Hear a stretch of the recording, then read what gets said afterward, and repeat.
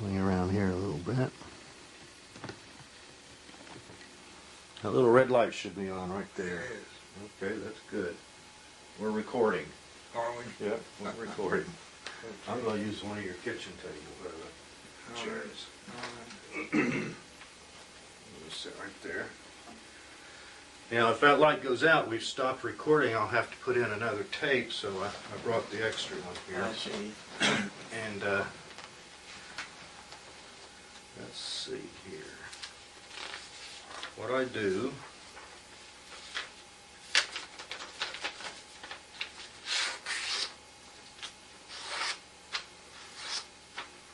is give you a, oops.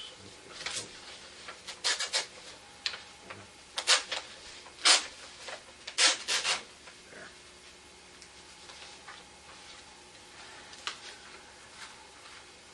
Now you are going to be on tape 46, I think. Yep, 46. Okay, Paul, give me your name, your whole name. Paul, middle initial R, last name Morton, M-O-R-T-O-N, like the salt company. When were you born? October 15th, 1915, on Barrett Avenue in Portsmouth. The house is still there. Is it still there? Yeah, on my 90th birthday, I'm going to go over there with my birth certificate and knock on their door and tell them I was born. I've been in here. I've been in this house. This, 90 years later, I'm coming back to it for you. You don't mind? I'd like to have dinner with you. Oh, that'd be neat. When will you be 90 then? October 50th? It'll be October this year, won't it? Yeah, this year, October 15th. Oh, gracious. Now, let's see. We're on tape 46, like I said.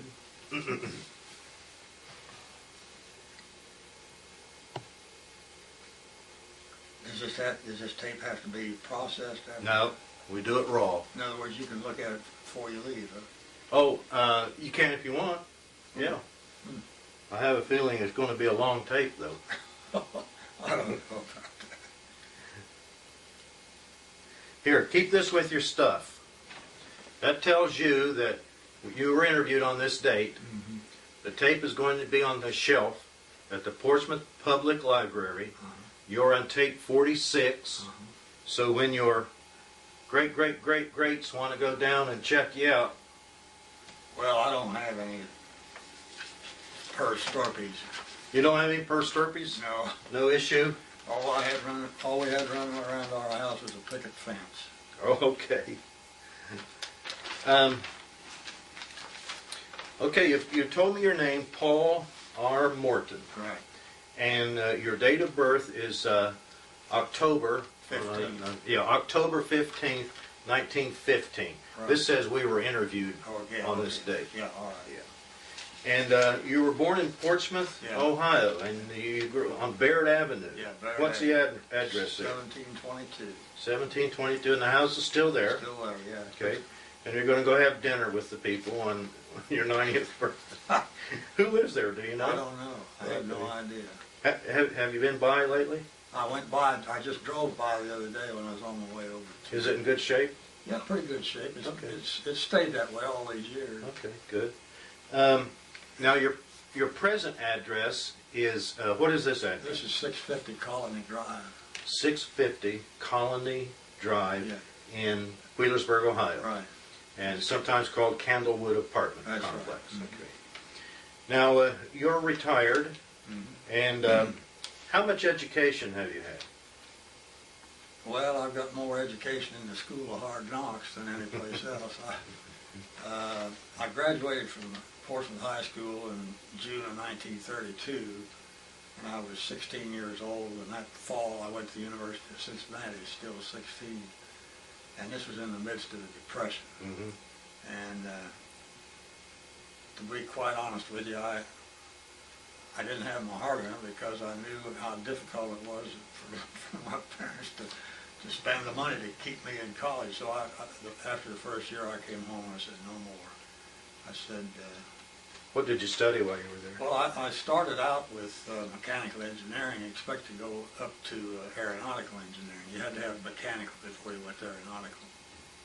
But of course, the first year you don't really get into too much. And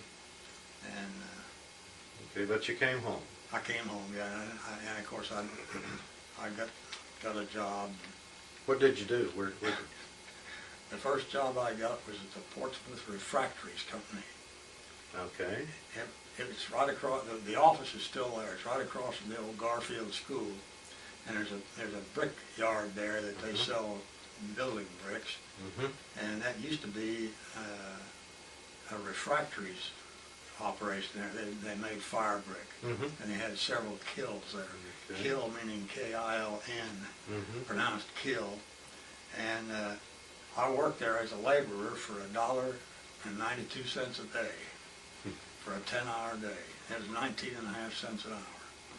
Depression wages was pretty good then, wasn't it? Yep, you could get by. And how long were you there? Oh, I just there a short time, and then I went to work in the steel mill at the Wheeling. It used to be called Wheeling Steel Corporation. Wheeling? Yeah, Wheeling. Up New Boston, or? Yeah, the regular mill down there. They had 8 or 10 open hearth furnaces and a blast furnace and a bunch of soaking pits, and they had a rod and wire mill, and they used to make a lot of railroad stuff like railroad ties and lots of different types of wire and nails and sheet work. They had they make sheet iron for actually a steel, really, for the Ford and General Motors and Dodge and so on. Where did you? How long were you with them?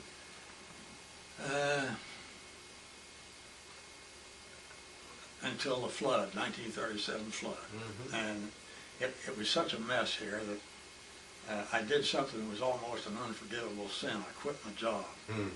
They were hard to get, and packed my wife up, and we headed for Youngstown, Ohio. There were a couple steel mills up there, and I felt like I knew enough to get in there. And when we got up there was a big line out front of the employment office, and I got in the back of the line. And there was a guy walking back and forth talking to people in the line. Finally, he came up to me. He says, "Are you looking for a job?" And I said, "Yeah." He said, "What kind of job are you looking for?" I said, "Bricklayer." He come with me. And he took me right in, and they gave me a physical examination, and I went to work the next day. Well, it did work out then. Yeah, right? Oh, yeah. Well, what was your occupation that you retired from? I retired as an international airline pilot. Okay. With who did you fly with? Braniff International. That's B-R-A-N-I-F-F. Did you have any other education other than that year at UC? Well, I took several correspondence courses, and I've done a lot of studying. You know, just I'd buy material and study it. I'd buy tapes and listen to them, and I'm probably the only Dale Carnegie instructor that didn't have a college degree. You were an instructor. I was a Dale Carnegie instructor, and here's what happened. Explain what Dale Carnegie is. Well, Carnegie. They're an outfit. Dale Carnegie started the Dale Carnegie course back in 1912. And in 1936, he wrote this famous book, How to Win Friends and Influence People. And I remember that book coming out just like yesterday. Did you read it? Oh yeah. And it took the whole world by storm. It was a bestseller for years. It's still a pretty good seller. And my father took the Dale Carnegie course about 1938. And I remember he was talking about some of the things they did, and it kind of scared me. I tell you, I don't know why, but I would have rather jumped out of an airplane than stand up in front of somebody and say 2 or 3 words. And, they claim that that's the most highly rated fear known to man, is to get up before a group of people and speak.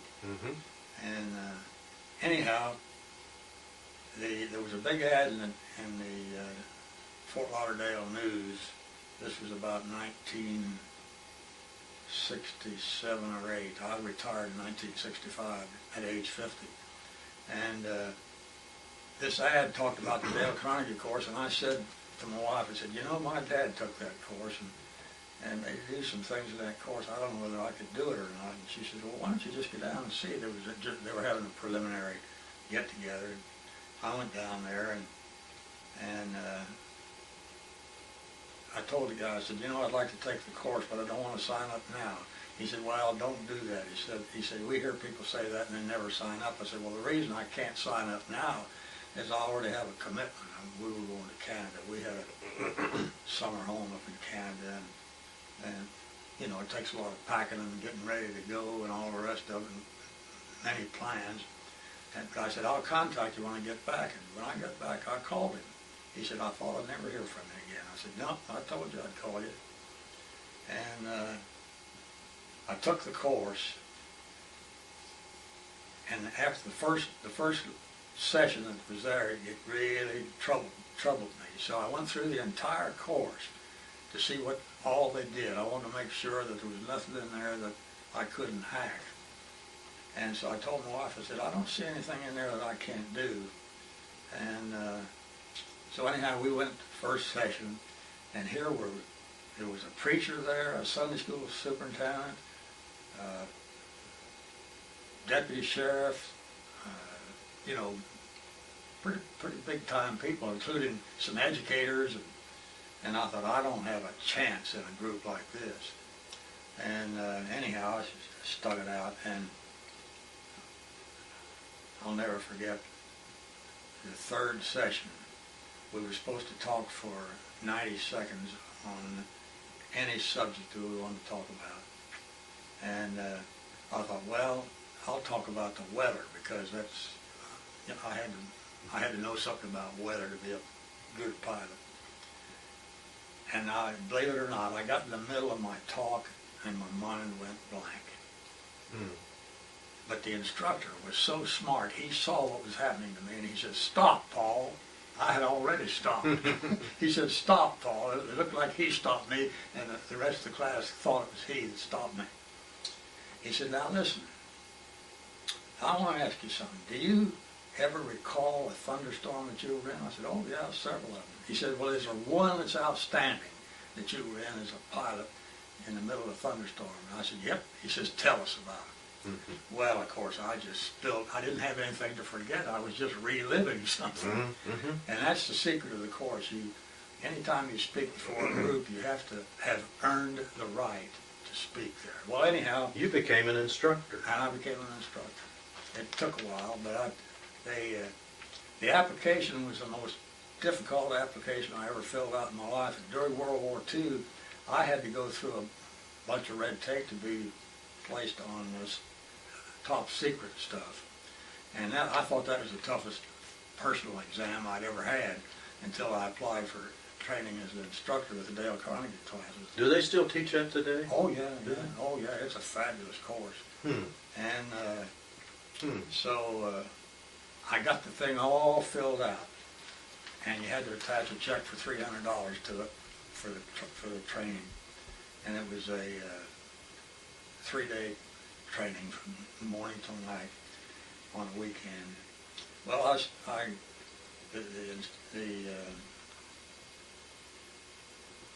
the guy that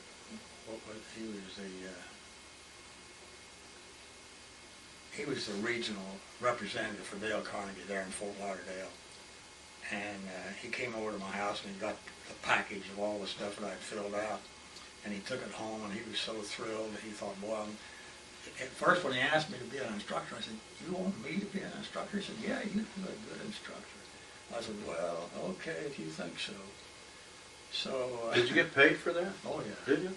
Well, after I started, yeah. So anyhow,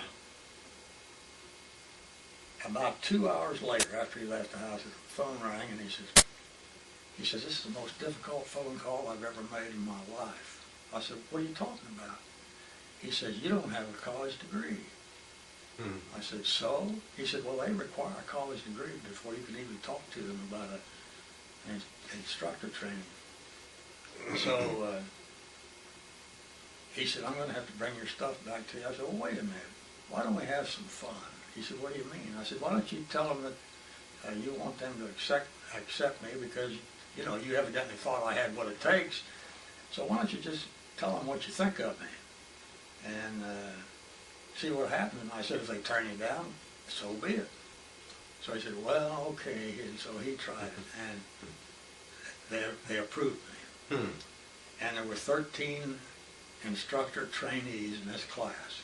7 of them made it. I was one of the 7. And holy cow. Well, then, let me ask you then, are you married, single, widowed, separated? widower. I was married to the sweetest girl you ever saw for over 59 years. Is that right? Yeah, she was never sick a day in her life, and she got sick with pancreatic cancer and was gone in 2 months. When did she pass away? January the 14th, 1995. I see. It's been a little over 10 years. Did you have any children? Don't. Do you have any nieces? Yeah, I've got. Well, let me ask you about that then. We'll get to that this way. What was your father's name? Alex, A-L-E-X. And your mother's name? Frida. Okay. What was her maiden name? Hirsch, H-I-R-S-C-H. Okay. What was your father's parents' names? Well, his dad was Alex, and Is it E-L? A-L-E-X. A-L. It's Alexander, short for Alexander. Alexander. And you know, I don't know my paternal grandmother's name, her first name. They always called her Mum. Mom. Yeah, Mum this and Mum that. You know. What was her maiden name? Did you know that? No, I didn't know her maiden name. She was probably Irish. My grandfather was Scottish, and he died at age 69, which I thought was ancient, you know. And she died at 73, which I thought was even more ancient. And, Where was your father from? well, he was the first one from that family that was born on this side of the ocean. Oh, I see. Yeah, there were 11 children in his family, brothers and sisters, and he was somewhere around 6 or 7 in line. So he was the first generation. First generation in this country. Yeah. Okay. Right. Okay. And was he? Where was he born in? In Boston or? No, he was born in. The Italians call it Mickeysport, but it's McKeesport. You know, I worked with a lot of Italian bricklayers, and they'd ask me, say, have you ever been to Mickeysport? I'd say, Mickeysport, where's that? Right outside of Pittsburgh. I said, oh, you mean McKeesport? What was your mother's name now? Her Frida.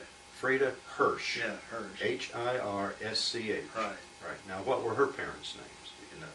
Well, her dad died early in her career, her life, and I never saw him, never met him.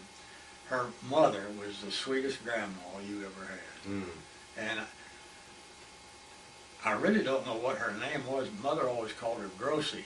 Grossie. Yeah, Grossie. Okay. She was a fun grandma. Was she? Yeah. A fun grandma. Now, where was she from? Your Well, mother? she evidently came over from the old country. I think it was. I really don't know where she came from. It was somewhere over in the area of the Russian border, as I recall.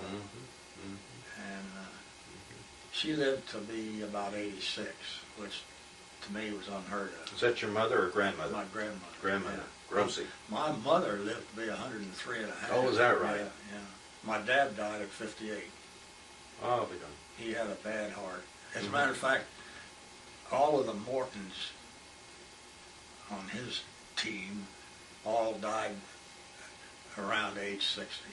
Well, you got your mother's genes then, obviously. Yeah, I got them. And so I've got 2 brothers and a sister, and they're all living. But let me ask you about that then. So, did you have any siblings? And you say you have 2 brothers and 2 sisters? No, I have 2 brothers and a sister. And a sister? Yeah. Okay. And those are the ones you came with, and they're still living? Yeah. Oh, boy. Are you the oldest? I'm the oldest. Yeah. Okay. Now, and the ugliest. where are they living? Well, my brother that's 2 years younger than I. His name is? Eddie. Eddie? Edward. He lives in Rio Rancho, New Mexico. That's just a little suburb of Albuquerque. And my sister lives in. What did Eddie do? Well, he was in business for himself. He went to Ohio State University and he got a degree in ceramic engineering, Mm-hmm. but he never used it. He went into he fell in love with photography, Mm. and he was a terrific photographer, and he owned a store where he sold photographic supplies and equipment. And Eddie Morton. Edward, Edward. everybody called him Eddie. And his main base of operations was in Medina, Ohio. Oh, I see. Yeah. Okay. Now, he had children? Yeah, he had 3 boys. Okay, so you have 3 nephews there. Yeah, Gary, Tom, and Charlie, and all 3 of them followed their uncle into aviation. Is that right? And Gary was a captain on Delta. Tom was a captain on United. He just retired a couple of years ago. And Charlie just retired a few months ago. He was a captain on American, so you got Delta, United, and American. And Brandon. And Brandon, yeah. Okay, interesting. Now, you've got another brother. Now, Eddie is who's the other brother? Well, first, after Eddie, I have a sister. The sister. Her name is Bessie. Uh-huh. And she was born in 1922, so she's 83 years old. Well, she'll be 83 this year. Uh-huh. And my kid brother, Now, where's Bessie live? she lives in Issaquah, Washington. Issaquah, Washington. That's right outside of Seattle. Okay. And then my kid brother. Did she have any? Okay. Of course, they were always way out there, and I never had much. Never got contact. Yeah, well, occasionally I'd fly out there and Mhm. visit a couple times. Okay. But All right. And then the kid brother. yeah, the kid brother. As a matter of fact, today is his birthday. Really? He's 79 today, Hmm. and that reminds me, I should call him. Okay.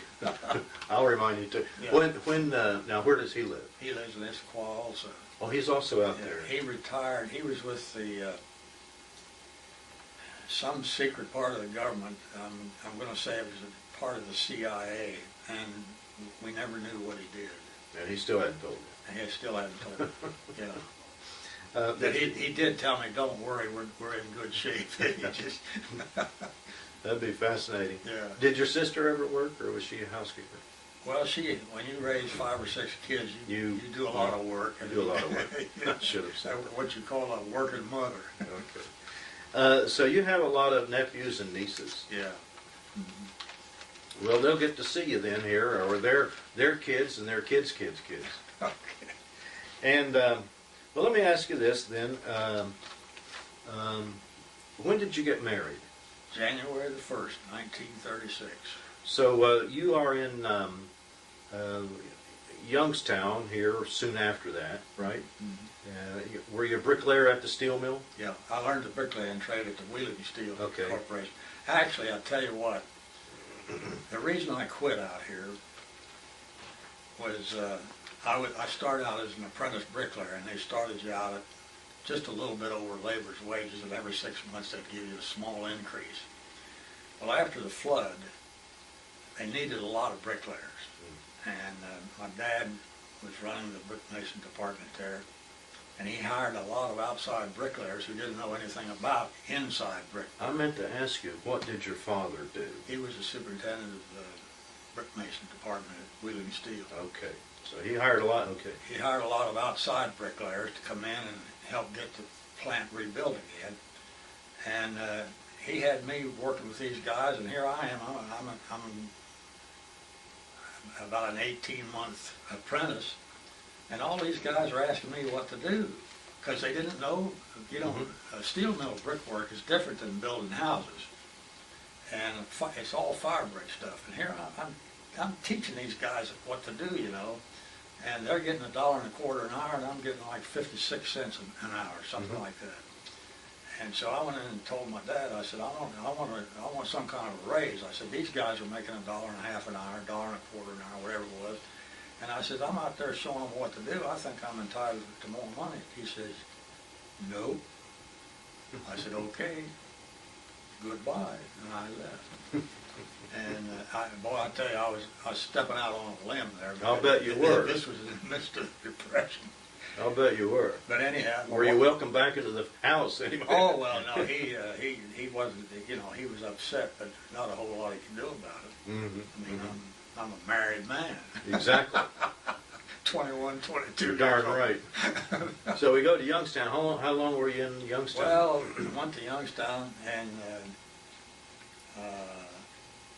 I guess I was there about 8 months, and then I went over. I was offered another job over at the Pittsburgh Steel Company in Monessen, Pennsylvania, and I was there until I quit there and went to Dallas, Texas, to get an instrument rating. I learned to fly when I was 17. You did that kind of on your own, didn't you? Oh yeah. Okay. Oh yeah. Okay. Now you're 17. Let's come back to that then. And would that would be in this area, wouldn't it? Yeah. I learned to fly on a farm up here, just a couple of miles west of Beaver. Okay. Beaver, is that still there? Yeah, Beaver. I know Beaver's there, but is the farm? Oh yeah, the farm's still there. Yeah, every once in a while I fly over and I look down and remind me There's of my roots. all the fun we had. Yeah.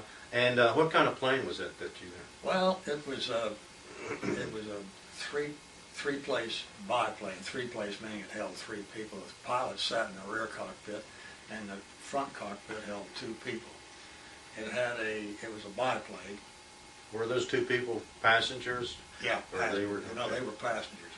Okay. However, there were controls that you could put in up front. You took the controls out when you hauled passengers, but you could put controls in the front seat so an instructor could sit up front and teach you to fly.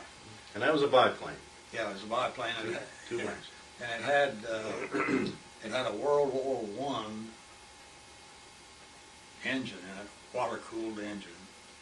And it was called a Curtiss OX-5 engine. It's supposed to produce 90 horsepower at 1,400 RPM, but it never turned over 1,300 RPM, so you're operating at a loss before you even get off the ground. But it worked. And Did it ever cut out on you? no, not really. I did have one forced landing one time with that airplane.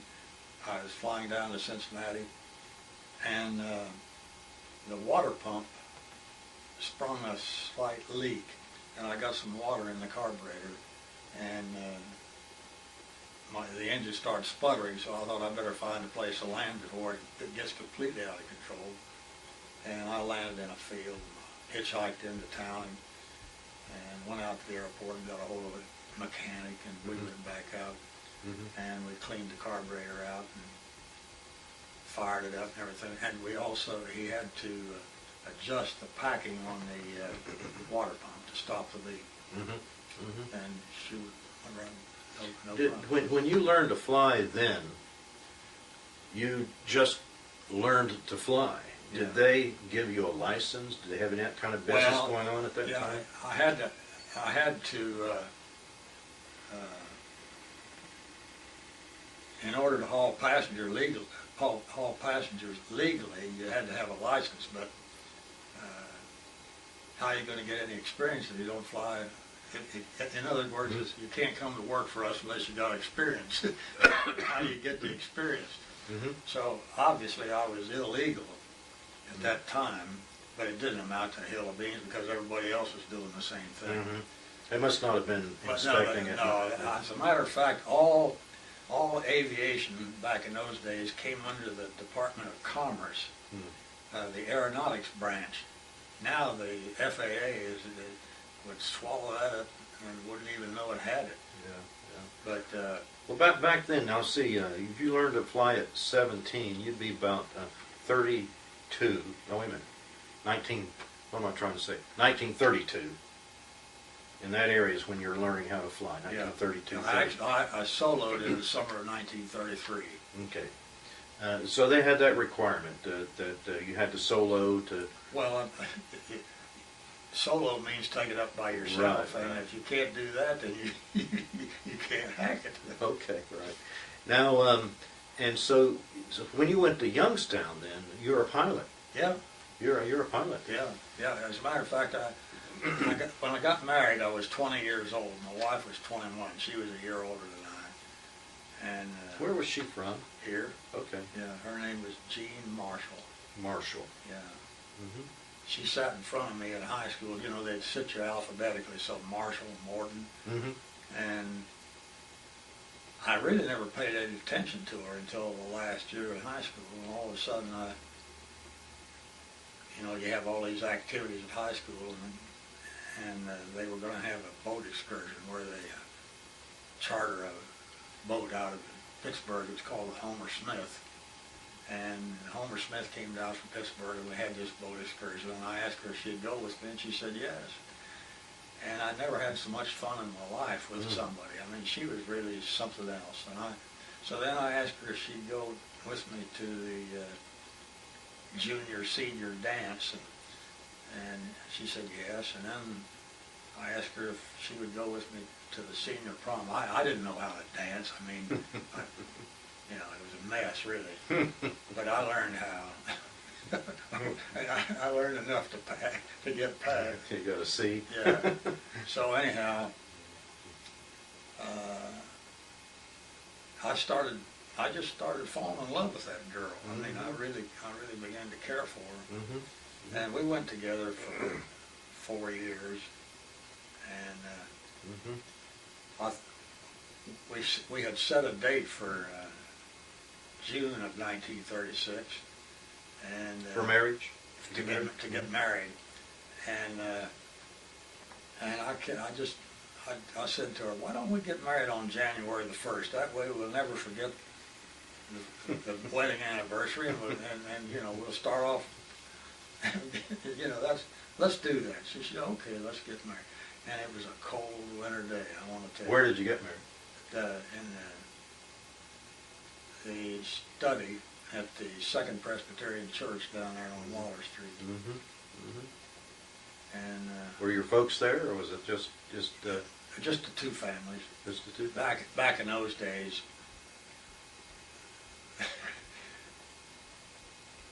it was just no big deal. I mean, a big wedding was a rather rare thing, and I didn't want a big wedding, and I don't think she cared, and all we just cared about each other. And well, after you left in Portsmouth to go to Youngstown, was that pretty much your severing with Portsmouth at that time? Yes. Yeah. I mean, the rest of the world was then open. Yeah. In other words, yeah, that's true. It's like a friend of mine here, a local friend of mine, who has really made it big in life. I won't name him, but he's a very wealthy man, and he's made it big. I mean, big. And I told him one day, I said, you know, the difference between you and me, I had to leave town to succeed, and you succeeded right here in spite of all the rest of the things that you might not have somewhere else. And but there's something about this area that is sort of a magnet, because I think it's one of the most beautiful areas that I've ever been in, really. The confluence of the two rivers. And Portsmouth used to be a seething metropolis. I mean, there was everything went on in this town. We had industry like you wouldn't believe. We had railroads like you wouldn't believe. We had 3 or 4 brickyards. We had 5 shoe factories. We had a couple of foundries. Our high school football and basketball teams were state champions. I mean, we were really, and we had the Portsmouth Spartans. The Portsmouth Spartans kicked the slats out of a lot of Major League football teams, and nobody ever heard of us. And I remember when Red Grange came to town with, you know, he was a famous football player back in those days, and he came to town, and everybody thought, well, Red Grange is going to take the Spartans to the cleaners. Man, we mopped the place up with Red Grange. It was just, it was funny. It was really funny. Did you go to that game? Yeah. It was a riot. You remember a gentleman named Lou Shabadee? He's a physician downtown. Yeah, I know who you're talking about. He's in charge of the art murals, and he passed away. In fact, oh, did he? Yeah, it was a couple of years ago. He called me one time. When I celebrated my 60th anniversary of my first solo, which is in 1993. Well, he had a pilot's license. Did he? Yeah. Well, so anyhow, he they ran this big spread on me on that, and it happened to be on a Sunday.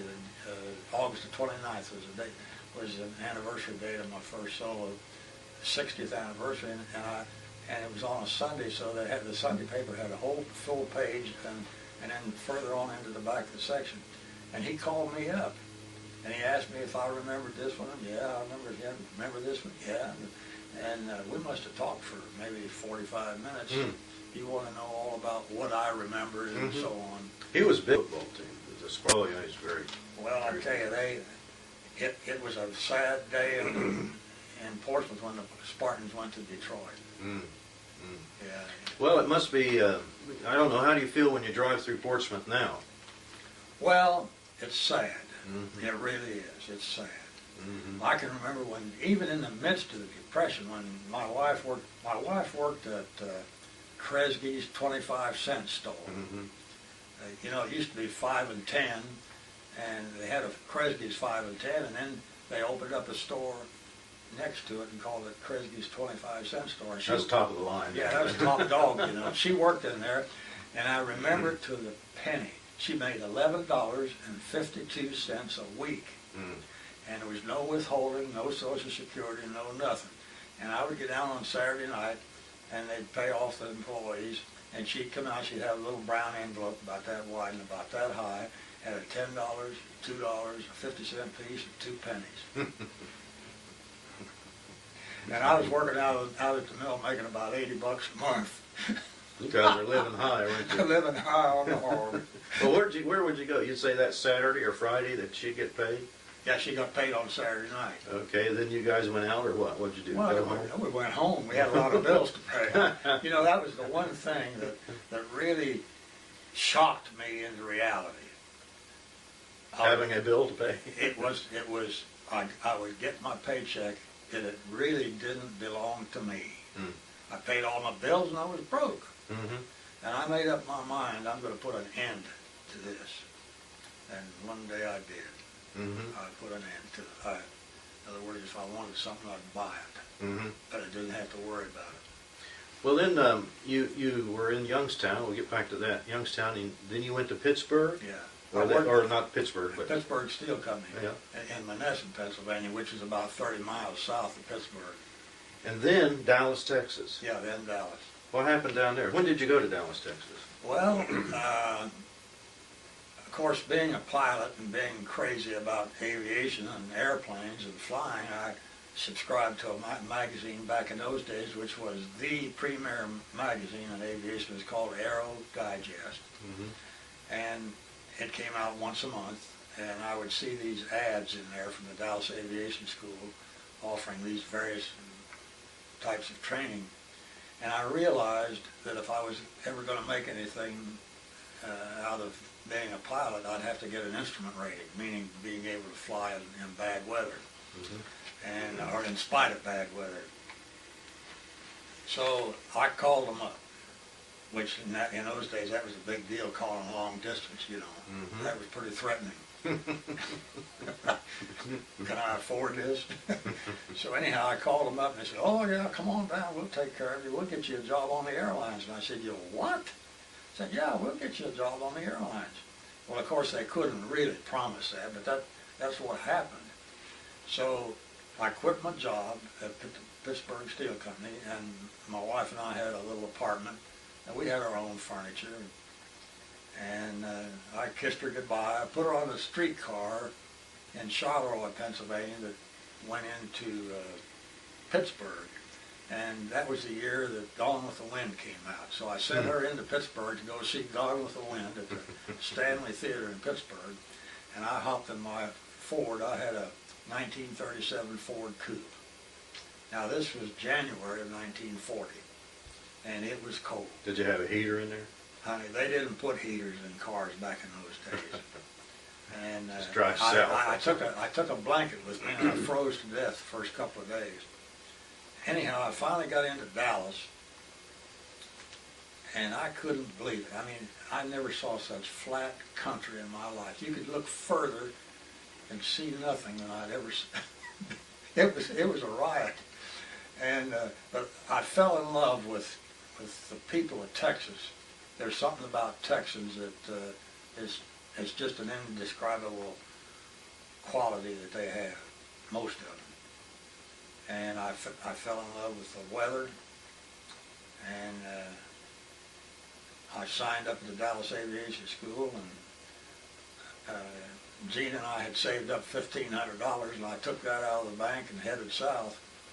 And it took a while to get my instrument rating because they didn't have it really well organized. And but anyhow, on March, the last day of March in 1940, I took my flight test. I had already taken the written exam, which took a day and a half to do, and I took the flight test on the last day of March 1940, and I passed the flight test. So this was about 11 o'clock in the morning, so I went into my quarters there, and I took a shower, got all cleaned up. I had my shoes shined, I put my best tie and everything on, and I went down to Braniff Airways, they were headquartered in Dallas, and this was on Saturday about 1 o'clock, and there was a girl on the switchboard, and she asked me what did I want, and I said, well, I'm looking for a job. She said, what kind of a job are you looking for? I said, well, I'm looking for a co-pilot's job. She said, this is your lucky day. I said, what do you mean? She said, Captain Schrader's in his office, and he's the one that would do the hiring. And here it was on a Saturday, and she punched the phone in and said, Captain Schrader. He said, yeah. I could hear him way back here. Yeah. She said, there's a young man out here who wants to see you about a job. And I heard him say, send him in. I went in there, and here's this handsome guy. He was 40 years old. Now, this is 1940, so little mathematics tells you he was born in 1900. Best looking guy you ever laid your eyes on, and totally gray. Really? Almost white gray. And he was in his uniform. And of course that really put me on guard. And we talked and talked and talked, and finally he looked at his watch and he said, oh my golly, my wife's going to kill me. I said, what for? He said, I was supposed to meet her a half hour ago. And he got up and he put his cap on. And I said, well, do you want me to come back? This was a Saturday. I said, do you want me to come back out Monday and see if I can get a job? Oh, no, you're hired. Well, of course, I walked out of there about 10 feet off. I sent a telegram to my wife, and the next day I called her and I said, honey, sell the furniture, get on a train and come to Dallas.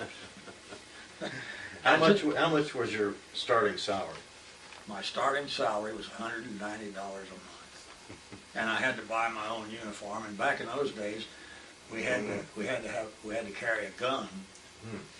Now that wasn't because we were going to shoot anybody; it was to protect the U.S. mail in case we had a forced landing. See, this is all real crude stuff, but I had to buy a uniform. I had to go down at the tailor and measure for a uniform. And I had to go to the leather goods store and get a what pilots call their brain bag. It's a leather about this long, about that wide, and about that deep, with all their charts and everything in it, and procedures and civil air regulations. I mean, you almost have to be a lawyer to fly I used to say to my crew, you know, we got one man missing here. What's that? I said, we need a lawyer in the cockpit. I mean, there's so many decisions you have to make, and if you make the wrong decision, you could have your ticket yanked real quickly. And well, when did you get that job? That was 1940. Well, that was 1940. Now I passed my flight test on the last day of March, which was Saturday. Sunday was April 1st.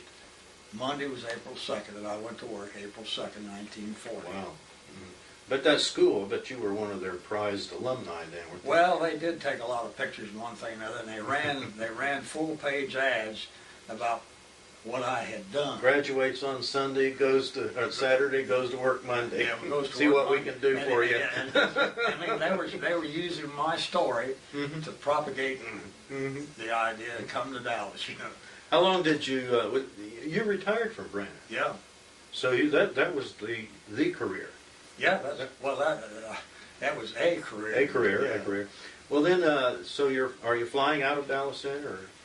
Well, I was flying out of Dallas when I went to work for Braniff. Yeah, my first flight was from Dallas to Fort Worth to Wichita Falls and to Amarillo, and then we laid over there for a couple hours and then came back that same way. What kind of planes are you flying?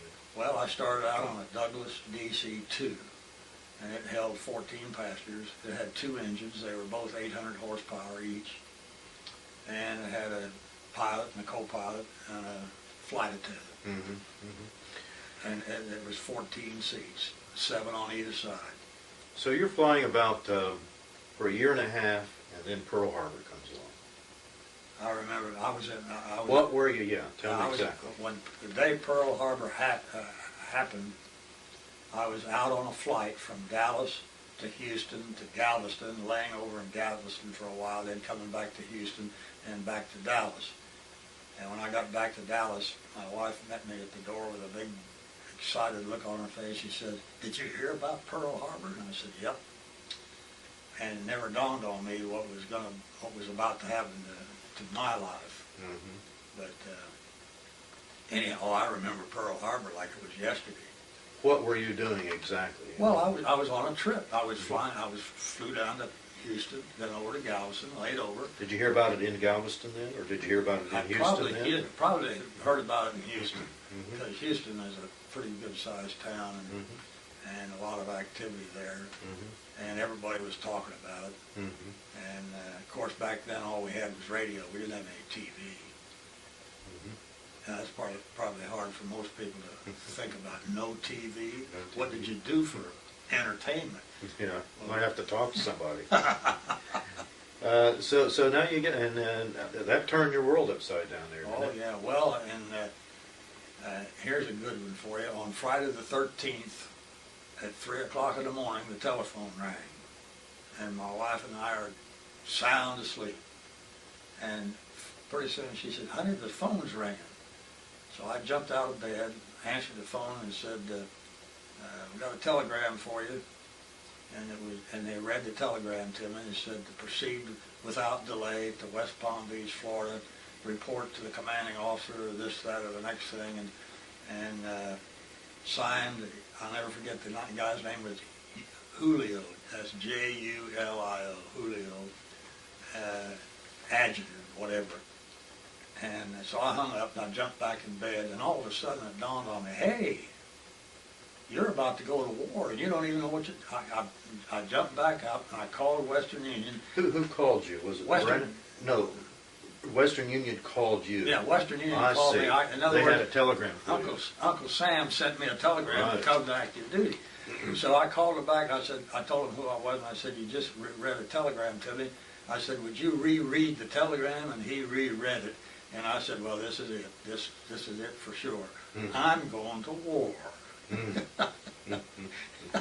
That kind of got my attention. So you left how soon? Well, I left in a couple days. Oh, it said, "You will proceed immediately without delay." And so I got on a train, and I still had that same 1937 Ford, and so I put it up on jacks in my garage. We had a cute little home that we bought. It was brand new. She's going to stay there? So she's going to stay there. And I put the car up on jacks because she didn't drive. And I didn't want it, to sit there and all the tires go flat. So we went down to the train station and got on the train, and it took about 3 days to get to West Palm Beach. I sucked in more smoke and ashes and grit and stuff than you could shake a stick at on a train. And that was the first time I'd ever been in a Pullman and slept on a train, Really? Yeah, so this is big time, Well, you get to West Palm Beach, Florida. Yep, West Palm Beach, Florida, and Morrison Field. Morrison Field. And do you report in? Do we do what you're supposed to do there? I reported in. They gave me a bunch of papers to fill out. The first thing they did, they gave me the official orders ordering me to active duty. And it was about this high. It was a legal size paper, and it had all of the names that were on that order, and there were 2 colleagues' names. And I went down and named. Oh, there's old There you are. friend of mine. Oh, really? He flew for America. He was a pilot for American Airlines, and he and I had flown together here in Portsmouth years ago. Really? And we were old buddies, and so I looked him up. Oh, he said he was glad to see me, and I was glad to see him. What was his name? Wendell Fleming. Wendell Fleming. And we always called him Wendy. And he was from Portsmouth? No, he was from Fort Thomas, Kentucky. Oh, I see. But he flew here in Portsmouth back when I was here, and he'd fly here in the summertime, you know. And he got called to active duty from down there. But he was with American Airlines. Of course, I was with Braniff. And that took some of the sting out of it, to have somebody that I knew, and we had a lot in common. I had been married a little bit longer than he, but we knew his wife, my wife and his wife. They knew each other, and so and then the wives came down to Florida, and I forget, we stayed in some apartments or something down there. We were there. We must have been there for maybe 6 or 8 weeks, going through all kinds of rigmarole. Things were happening so fast that the military just wasn't keeping up with it like they would today. But they finally assigned an airplane to me. It was a brand new Douglas DC-3 that had been intended for Pan American Airways, but they took it off the assembly line and painted it camouflage green. And here I was flying a brand new airplane with 2 engines that were bigger than the ones that I had been flying on Braniff. American and Braniff had 9-cylinder engines, and United and Northwest had 14-cylinder Pratt & Whitney engines, and that's what was on this airplane. Pan American also had Pratt & Whitney engines. Pratt & Whitney engines were 14 cylinders as opposed to 9 cylinders on the rights. And I was impressed with the performance of the airplane. What was your rank? What did they commission you? Well, I was a 2nd lieutenant with a pilot rating. Okay. And that's what I was called to active duty, as a 2nd lieutenant. And you reported on what day? Do you remember the date? Oh, December? No. It was more like, let's see, March 13th. I probably reported by the 20th or somewhere in that vicinity. Okay, a couple months after. No. Oh, yeah, a couple months after Pearl Harbor. Right. But, yeah. So then, there you are at West. How long did you stay there at West Palm Beach? Well, I'm going to say 6 or 8 weeks until I could get an airplane, and they also had to assign a crew to me. I had a co-pilot, a flight engineer, and a radio operator. And my flight engineer was a mechanic. He was an Air Corps mechanic, and he was a country boy. I don't even remember his name now. I could look it up on my orders and find all that stuff. It's been 60 years ago. I've forgotten a lot of that. But anyhow, he always had a favorite expression. I'd say, "Sergeant, what does this do?" Let me back up. If we were assigned to fly another airplane just for a trip or two, and I'd say, "Sergeant, what's this do on this airplane?" He says, "Beats the hell out of me, Lieutenant. I ain't the regular crew chief on this airplane." And I adopted that in my life, and when somebody asked me something, I said, "Beats the hell out of me, Lieutenant. I'm not the regular crew chief on this airplane." It probably held them at bay, didn't it? Yeah. And to this day, when I say that to somebody, they laugh. They're not quite sure what I'm talking about. Well, then you're at West Palm Beach, and I guess the idea there is to get you immersed into the military life, right. Get you a plane and stuff like that. At that time, I smoked cigarettes, and I discovered that, well, you could get a package of cigarettes for a dime at the PX. Anywhere else it was 15 cents. And I noticed that one of the guys one day carrying this package out, and I said, "Well, what do you got there?" He said, "I got a case of cigarettes." And I forget what a case of cigarettes cost, maybe $18 or something like that. There were 50 cartons to a case. And of course we were headed for China. So I thought, maybe I better get a case of cigarettes. So I bought a case of Camels. I smoked Camels. I can't believe I was so stupid. But anyhow, I took those cigarettes with me, and I got a bunch, what gear I could handle. And my crew and I, we took off from West Palm Beach. What was the name of the field? Morrison Field. Morrison Field. That is now, Morrison Field is now the municipal airport at West Palm Beach. But we started out for Puerto Rico, and before I left, the inside of this DC-3 had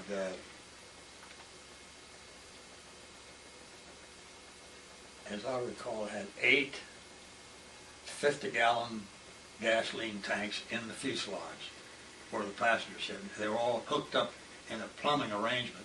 The airplane itself held 832 gallons. That's the way it came out of the factory. It held 832 gallons, and I figured that we had almost twice as much as we normally would carry. And I wanted to see how the airplane would handle all that weight. So I went out there one day, and my co-pilot and I and my flight engineer, we fired this thing up and took off, and I couldn't tell the difference. I mean, it just flew just normally. So anyhow, we took off and we flew to Puerto Rico, and we overnighted in Puerto Rico. And then we went down through the chain of islands there, and seems to me, I can't recall, it seems to me it might have been Port-au-Prince, Haiti, or somewhere down there. We overnighted, and all of a sudden I got a horrendous toothache. And by the way, I not only smoked cigarettes, but I smoked a pipe too. And I had this pipe in my mouth, and somehow or other the pipe agitated this tooth, and it sent me to the moon in orbit. And I was in deep trouble. I didn't know what to do, and finally somebody said, well, there's a dentist over there he's a military dentist over at some outfit there that was U.S. Army. And I went over there, and the guy, he looked at it, and he said, well, that tooth has got to come out. And he said, I hate to tell you this, but we're going to have an awful time. He says, I don't have much of anything in the way of dental equipment here. And I'll never forget, he had a hypodermic needle, and he took some pills of some kind, and he mashed them up in a, what do you call it, that mortar and pestle? Mortar and pestle, yeah. He pounded it all up, and then he poured a little water in it and made it liquid. Then he took this syringe and he sucked that stuff out, and he shot me in the jaw with this thing, and of course I like to went out through the roof. And then he started to pull the tooth. Well, it broke up. Now he's got to do a little digging. And I mean, when he got through with me, I was a basket case. And I still had all this jagged stuff in my jaw. And he said, well, that's the best I can do for you. Well, of course, I didn't need the pipe anymore, so I threw it away. And for the next 2 years, every once in a while a piece of tooth or something would come out of my jaw. And that sounds painful. It was. I tell you, it was really something. But anyhow, we finally get down to Natal, Brazil, which is the furthest east on the South American continent. And we were overnight there, and then the next day we took off. We were headed for Africa. Actually, we took off. Are you on your way to China? On my way to China, yeah. Headed toward Africa. Huh? Headed toward Africa. Yeah, headed toward the west coast of Africa. And we left about just about sundown out of Natal, headed for Africa. And we didn't have anything in the way of navigational equipment or anything. There was no radios on the ground, no nothing. I'm flying out across the ocean. I almost felt like Lindbergh did, And I thought to myself, well, as long as I fly east, I'm bound to hit Africa. But anyhow, I laid out a course. I got my charts out, and I laid out a course, and I had a navigator with me. They gave us a navigator to get us to as far as China, and then he would go back. Well, the navigator, he was just a young kid out of school, and he didn't know one end of an airplane from another, and he was trying to be helpful, but I acted like I was listening to him, but I planned it myself. I said, I laid out a course, and I said, I'm just going to fly this course. And about halfway across the ocean, my gyro horizon went out. That's the one that shows a little airplane on the instrument panel, and it went out and it just fell off to the side like that. And I called this guy that was a friend of mine from United Airlines. We became friends, and he was in another plane. His name was Kurt King. There were several airplanes going up? Several, 8 or 10 of us, we were all flying. Not real close, but we were all flying generally, and of course we had lights on and everything, crew, navigation lights. We could see each other. And I called Kurt, and I said, hey, this is Paul. And he said, what's up? I said, well, my gyro horizon just went out. He said, well, are you going to turn around and go back? And I said, no, we'll do that. That won't do any good. I said, I learned to fly without one of these things, so I'll just fly without it. Mm-hmm. And I kept right on going, and 2 or 3 guys called me and said, hey, Morton, you better turn that thing around and go back. And I said, no, I learned to fly with a turn and bank indicator, and that's good enough for me. And I went right on over and didn't No problem. No problem. So you hit Africa. Oh, yeah, that's, this You found Africa. I found Africa. I want to tell you, I could spit on my target when I found it. No kidding. I couldn't believe it. I couldn't believe it. We landed just like as if I'd been doing it every day. And then the purpose there, of course, is just to gas up and keep refresh rolling. and gas up and keep rolling. Yeah. Well, of course, after leaving there, we flew down sort of a southeasterly heading from there, and then an easterly heading, and then back up into the desert. And I can't remember all the different names of it. But anyhow, we overnighted in, I forget, the first overnight was in the middle of the first overnight, of course, was on the coast, west coast of Africa. And then we overnighted out in the desert there somewhere. Still in Africa? Still in Africa. Well, we're still in western part of Africa. But I want to tell you something. It would be so hot in the middle of the day that if you stopped at a place to gas up and you went in to get refreshments or get something to eat, when you came back out, I had to wear gloves to work the controls. That's how hot. Everything was so hot. As a matter of fact, it was so hot that it made it caused my compass to break its seal, and all of the goodies ran out of the compass. Mm-hmm. It's a compass fluid. It's almost like kerosene, where the compass card floats in this stuff. And in other words, but here's what I'm leading up to. 125 or 30 degrees in the shade in the daytime on the desert, and at night freeze to death. No kidding. Yeah, you can't believe. Mm-hmm. You'd absolutely, if you didn't have proper bed clothing, you'd die out there in the middle of the desert at night. Then you overnighted in Africa a couple nights. A couple times, yeah. Then where did you end up? Well, we went to Khartoum, and then we flew north from Khartoum up to Cairo, mm-hmm. Egypt. And did you land in Cairo? Yeah, I landed in Cairo. This is my first real landing in war-torn. Oh yeah. And I mean, there was a lot of activity in North Africa, and mm-hmm. Of course, Cairo was the headquarters for a lot of military brass.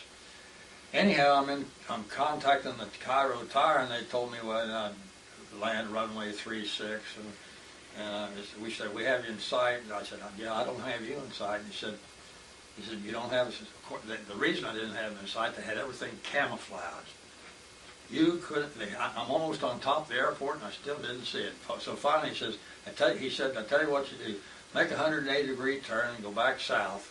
And he said, there's an RAF Hurricane on a long final, and I'll point you to him, and then you follow him in. And that's what I did. I saw him coming, so I started to turn, and when he passed me, I got right on his tail, and I followed him in, and pretty soon he put his gear down. I was like, good gravy, what's he putting his gear down for? There ain't nothing out there. And there it was. There it was.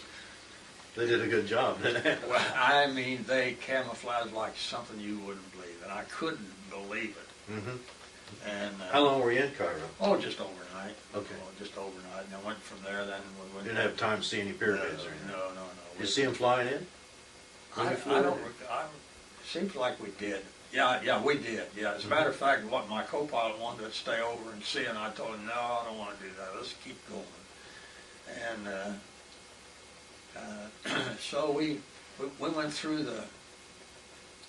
we flew over the Holy Land, and we landed at Bahrain Island, out there near the Mediterranean. So it was a big oil town, and this was my first experience with running into Arabs.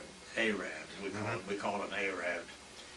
They're little people, and they wear these gowns, and turbans on their head, and most of them had half their teeth missing, but they got a glint in their eye, and you wonder what they're thinking about you. And they would come out to refuel us, and they had 5-gallon cans, and they'd bring a cart out, propelled by a donkey, and they'd pull up to the trailing edge of the wing, and one guy on the ground, he'd push a 5-gallon can, well, it was 5 imperial gallons. He'd push it up to the guy there, and he'd take his dagger out of his belt and punch the top of the can and pour it into the airplane. It takes a long time to refuel that way, doesn't it? Yeah, I tell you what a, and I thought to myself, I wonder what would happen if you ran into those guys in the middle of the night. They might take the dagger out and punch something else. Yeah. Well, anyway, you get to Bahrain.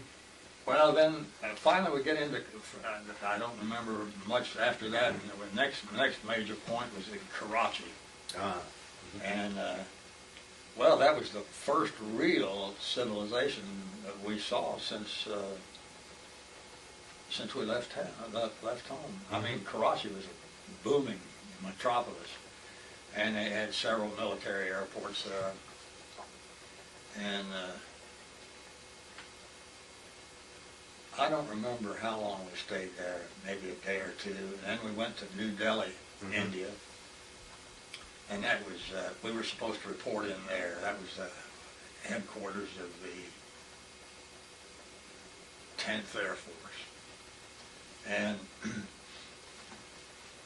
we went into a hotel there, a beautiful hotel in New Delhi, and I mean, we went into the dining room. It was just like a fancy dining room in a hotel in the States. Of course, the food was different, and we were warned not to eat salads, and we were warned to be careful of the water we drank. And what we would do, we would buy soft drinks. Back in those days, I had never had a drink in my life. I mean, an alcoholic drink, and so I didn't drink alcohol, and a lot of the guys just ordered beer, but I stuck with the soft drinks just for a liquid, Now we did drink tea, and but we didn't drink the coffee. The coffee was like, well, you could probably use it as a liquid cement. It was thick, and it was harsh, and it just wasn't tasty at all. But I enjoyed the tea, and I would ask for lemon rather than a lot of people put cream and sugar in, but I asked for lemon, and a lot of times I got lemon or limes. And so I never really had any problem with that at that time. Later on, I had a bad case of maybe dysentery, but that was after I was really over there doing my work. But we went from New Delhi down to Agra, where the Taj Mahal is, And it was a brand new air depot that our boys had installed there, but there were no runways, and you just landed on soft turf, and it had rained there and I could feel as I was taxiing up to the place to park, I could feel that I was beginning to mush in, and so I kept the thing rolling, because once I stopped, I knew I'd never get it out. And I finally got a place where I had high, solid ground, and I just swung around and shut her down right there.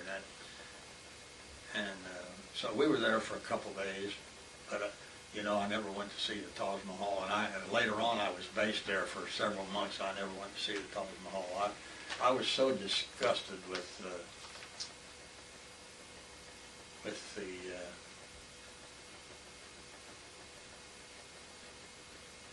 cleanliness or lack thereof of things. I just couldn't stand it. It bothered me. The culture was... it was awful. It was awful. But well, then, is that your base where you flew out of? No. We kept going. We went on up to the eastern edge of India, and the place where we landed was called Dinjan, D-I-N-J-A-N.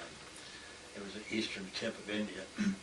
And we were supposed to go to Kunming, China. That's where the AVG was. The AVG is the American Volunteer Group, or otherwise known as the Flying Tigers. And so anyhow, we landed at Dinjan, and somebody came in with a big message that said that the Japs had just taken Mitchin out. Now, if you can picture the eastern tip of India, and straight eastbound over outside of Dinjan towards China, would take you up over what they called the hump, which was these high Himalayan mountains. And I mean, they were high. Did you fly the hump? Oh yeah, this guy King that I mentioned to you from United, he and I were the first two to fly the hump. But it wasn't. We didn't plan it that way. It happened that way. The same day we got to Dinjan, the Japs had taken Mitchin out. Now here's Dinjan, here's Kunming, and down here is Mitchin out. If you went from here to Mitchin out to Kunming, you didn't have to go over 7,000 feet. But if you went from here directly to Kunming, you had to get up and get mucho footage. How high did you? Well, I figured that the least height that I would fly over the hump would be 18,000 feet. And if I had my druthers, I'd go at 20,000 feet. There were certain parts of the hump that I learned later, after flying back and forth on it, that I could pick out where I wanted to go. But I had never been over 15,000 feet, and here I had to go up to 18,000 feet to stay on top. You know. What happens to the aircraft at that altitude? Well, of course, when you get to that altitude, you lose power because you don't have enough. First of all, you lose the atmospheric pressure that helps make the engines operate, and of course now, instead of cruising with an indicated airspeed of 150 miles an hour on the gauge, you'd be cruising at maybe 110. And the airplane is sort of unstable. You didn't get the compression out of the engines that you... That's right. In other words, you lose, for example, a good example, a lot of people when they drive out to Colorado and go up to Pikes Peak, they wonder why their engine's not working hard. What's the highest that you flew then, your highest altitude? Well, the highest altitude I ever flew in a piston-powered airplane was 35,000 feet in a P-38 fighter. But the highest I've ever been is about 49,000 feet in a jet airliner. When you're flying over the hump then, did you get up to 20,000? Oh yeah, as a matter of fact, I got up to 22, 23,000 a couple of times, but I was flying it with my fingertips. That's how. Just the least bit of movement, the airplane would just. Oh, okay. It was, and here's the other funny part. The airplane, when we left West Palm Beach, was equipped with an oxygen system and a big tank full of oxygen. Well, we didn't need the oxygen coming over, but when we started flying the hump, well, then I put my oxygen mask on, and we sucked that oxygen and flew over, and everything was fine.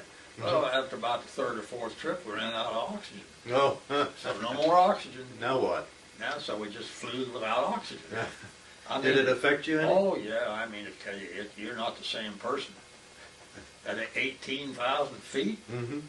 no, 20,000 feet. And they never replaced it? Well, we did. Well, eventually they did, but there was nothing over there. Mhm. I mean, we were pioneering, digging new, plowing new ground. Why are you flying that route? Is it cargo delivery? It was. They were gonna haul supplies Mm-hmm.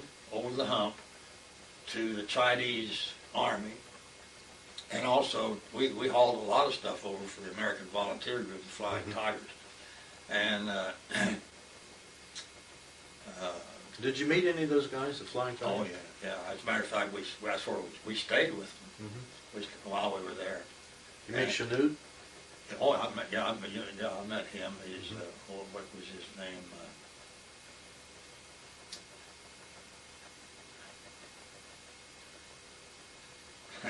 I don't know his first name. I I used to know it. I knew all his names like they were yesterday. Claire Chenault. Mm-hmm. Claire Chenault. C-L-A-I-R-E. Claire. It was Chenault, not Chanute. It's Chenault. C-H-E-N-N-A-U-L-T. What a guy. Mm-hmm. Just a prince of a guy. And he had, when we first circled around over Kunming, my co-pilot, I thought he was going to jump out of the airplane. He couldn't wait to get on the ground because he hated the fact that he was a co-pilot on a transport. He wanted to be a fighter pilot. Did he? Yeah, and he wants to volunteer. So he looked at. We looked down from above and looked down at that airport at Kunming, and it looked like 100 and some P-40s down there. Mm-hmm.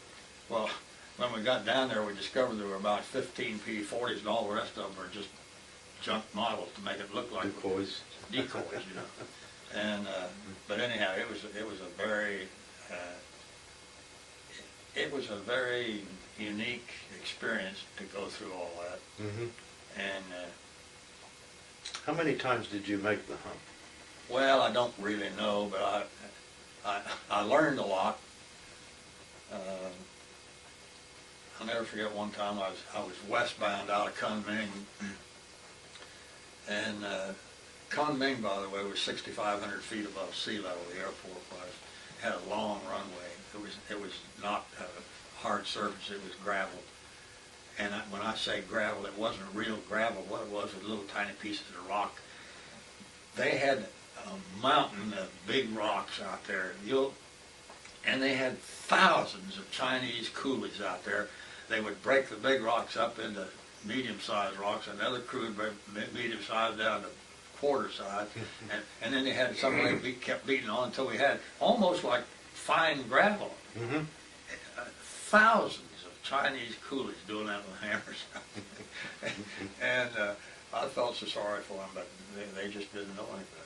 And we'd drive in and out of town, and they had these ponds out there in the grass, in the land where they had their rice, and the water would be about that deep, and they had all their rice planted in there, and the whole family would be taking care of the rice, Mm-hmm. And they had these water buffalo that they're a funny-looking animal, and there were of all the places that I had been up to that point, the Chinese were the most fun.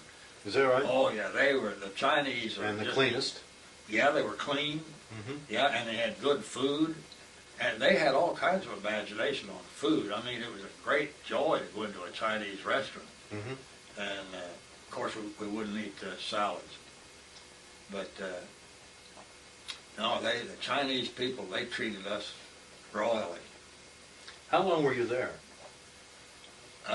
Well, in Kunming, I was in and out of Kunming because they need something. I'd fly to Karachi and get it and bring it back,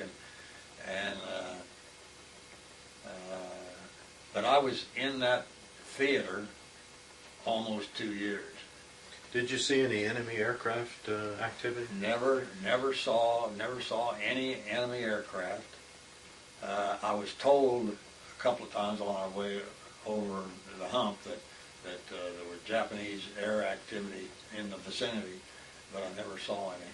Mm-hmm. And while I was there,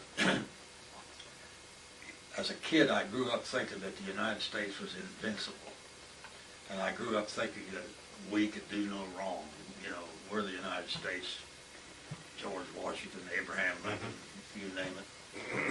We could do no wrong. And not only that, we always win our wars. Well, I got news for you. While I was over there, I mean, the Japs, they were taking places right and left. So I kept my airplane topped off with gasoline. I knew I could fly for at least 8 hours. And at 8 hours at 180 miles an hour, I could get pretty far away from something. And I kept my airplane loaded with gas all the time. But did you ever fly one of those P-40s? oh yeah, Did you? Well, here's what happened. So you didn't stay just with the DC-3. I mean, Oh you, no, well here's what happened. Out of New Delhi, where the headquarters of the 10th Air Force, there were several colonels that flew back and forth on this hump run. You know, what's your rank by that time? I'm a first lieutenant. Still okay. First Well, I was a second lieutenant, and I was a first lieutenant. So this one guy kept riding with me, and finally he came up one day and he introduced himself. He said, "My name's Dan Callahan," and he said, "I'm out of the 10th Air Force headquarters." He said, "You know, I've ridden on your airplane several times," and he said, "I sure like the way you fly this airplane." He said, "I feel comfortable." And I said, "Well, I learned that on the airline." He said, "Oh, the airline?" I said, "Yeah." I said, I learned how to fly smoothly on the airline, and because, you know, you have to keep the passengers happy." And he said, "Well, I want to tell you something." He said, well, the first time I rode with you, I couldn't believe that anybody was that smooth. And I said, "Well, I learned it on the airline." So anyhow, we got to be great friends. And finally one trip he said, "Hey, I've got an opening down at Agra in India. I need somebody to be," it was the MOS number, that MOS is Military Occupational Specialty. He said, "I need somebody that is mechanically inclined and who can do test flight work, test pilot work. And would you be interested?" I said, "Man, lead me to it." I was so tired of, well, to back up a little bit, flying back and forth all the time, somewhere along the line I ate something and I got amoebic dysentery. And I want to tell you, you talk about losing it. I went down in weight. I was skin and bones. And I'll never forget, I walked into, where was it? Somewhere in eastern India. I walked in and there was a flight surgeon there, and he looked at me, he said, "Come here." He said, "Do you feel all right?" I said, "No." He said, "What's the matter?" I said, "Well, I've got the trots." You know what I mean by the trots. I've got the trots. And he says, "Come with me." I said, "What do you mean?" He says, "Come with me." So we went into his office there, or his layout, his lab, and he took some specimens, and he said, "Well, you're not going anywhere. You're going right into that bed over there in the hospital." I said, "What for?" He said, "You've got amoebic dysentery, and that's a killer." And he said, so anyhow, the cure is almost as bad as the disease. I mean, it'd like to kill me, what they gave me. I had to have 10 shots. If I recall the name of it, it was called emetine shots. I don't know what emetine is. Anyhow, every time he gave me one of those emetine shots, I would almost go to the moon. And he also gave me something to eat, or, you know, some kind of a pill or drug. And he said, "There's only one thing really bad about this whole operation, and is we never know whether you're cured or not. We can test you and say there's no evidence, but we can't say for sure that you're cured." Well, they finally got me back into reasonable shape. I was in the hospital maybe 2 weeks, and I quit having the trots, and I began to eat, and at that time I still smoked, but I got back into the harness again. I was doing okay when this guy asked me if I'd like to have this job in Agra at the 3rd Air Depot Group, and so they transferred me. So I go into the 3rd Air Depot Group there, and they had a mess hall, and they had a mess sergeant there that he forgot more about how to do food than most women you ever saw. This guy was a whiz bag in the kitchen. Mm-hmm. And he had all kinds of little goodies and stuff like that out in the middle of India. He had imagination coming out his ears. And I'll never forget, I said, "Sergeant, you're the greatest." And anyhow, I began to gain my weight back under his tutelage. And my problem at this point was I was in a real military outfit. And I wasn't really militarily trained. The way I got to be a second lieutenant with a pilot rating was I enlisted in the Army Air Corps as a private in the fall of 1940 with the idea that I would get a commission and a pilot's before rating, the war. Before a pilot's commission. And the reason I did that, I don't know, there were a bunch of our old timers had pilots, commissions with pilot ratings, and there were several of the, a lot of naval and military pilots in the more junior ranks on the airline. And I thought, well, we're all in this together, so I don't know where I enlisted. And by enlisting, then that put me in a position to apply for officer training by a correspondence course. So I took this correspondence course, and it really worked me over. I mean, it was something I had never done before, and I wasn't really militarily, mentally oriented, but I learned to speak the language, so to speak. And then I had to take a physical exam to see if I could pass the pilot's physical exam. Well, I passed it okay. Then I had to take a flight test to see if I could pass their requirements as a military pilot. Then I took a flight test, and about there in the mail comes my commission, second lieutenant, pilot rating, blah blah blah. Mm-hmm. And I had a serial number, 414892. And then later on, when it became the Air Force, they changed to AO, O meaning officer, and A meaning Air Force.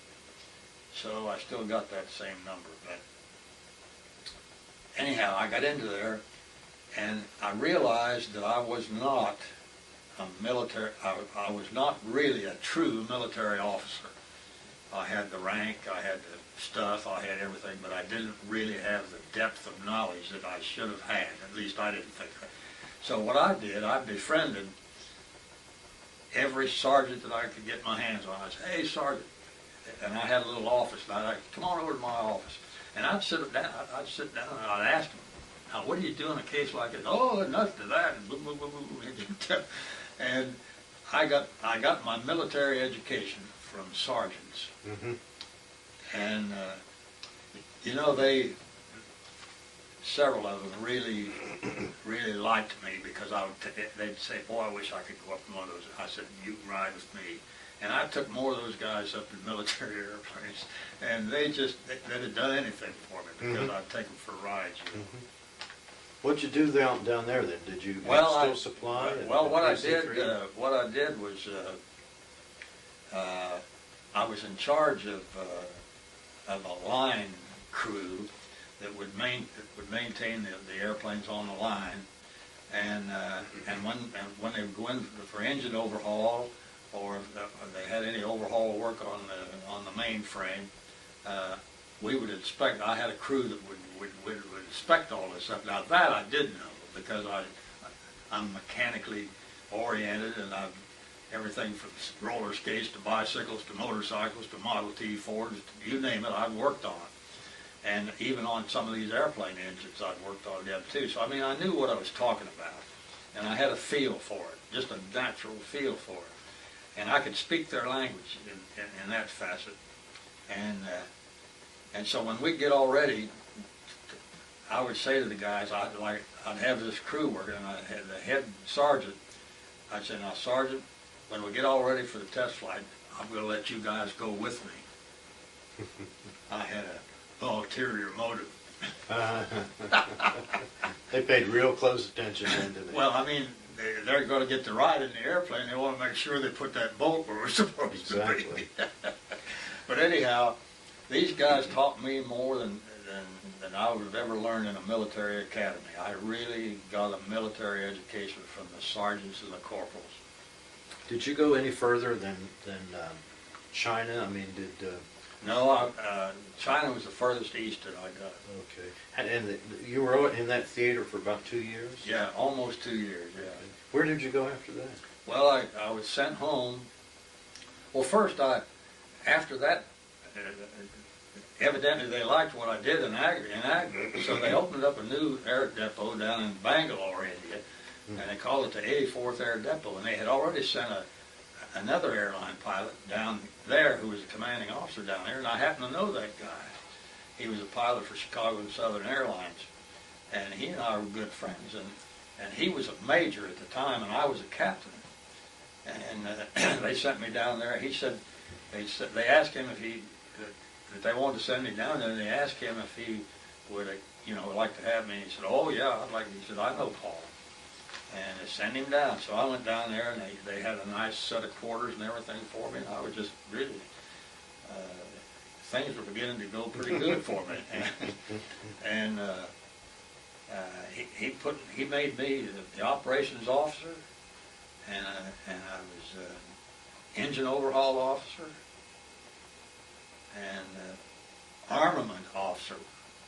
All I knew about armament was you load the shells in and they come out this end, but I soon learned a lot. Sergeants helped you out there. Yeah, sergeants helped me out there too, and I'm telling you, it was quite an education. Anyhow, we got in this batch of P-38s at Madras, India, which was a seacoast town just about 40 miles east. And these P-38s, there were 40 of them. Did you like that plane? Oh, P-38? I loved it. That's a strange looking plane. Oh, that's the most beautiful airplane that's ever built, as far as I'm concerned. Really? Oh yeah, there it is over there on the wall. Mm. But anyhow, we were getting these things ready, and I had made up a big long checklist. It must have had 100 items on it in my flight test. And one day I was at mess hall eating lunch, and some guy come running in the door and said, "Hey," by that time I was a major. He said, "Hey, Major," he said,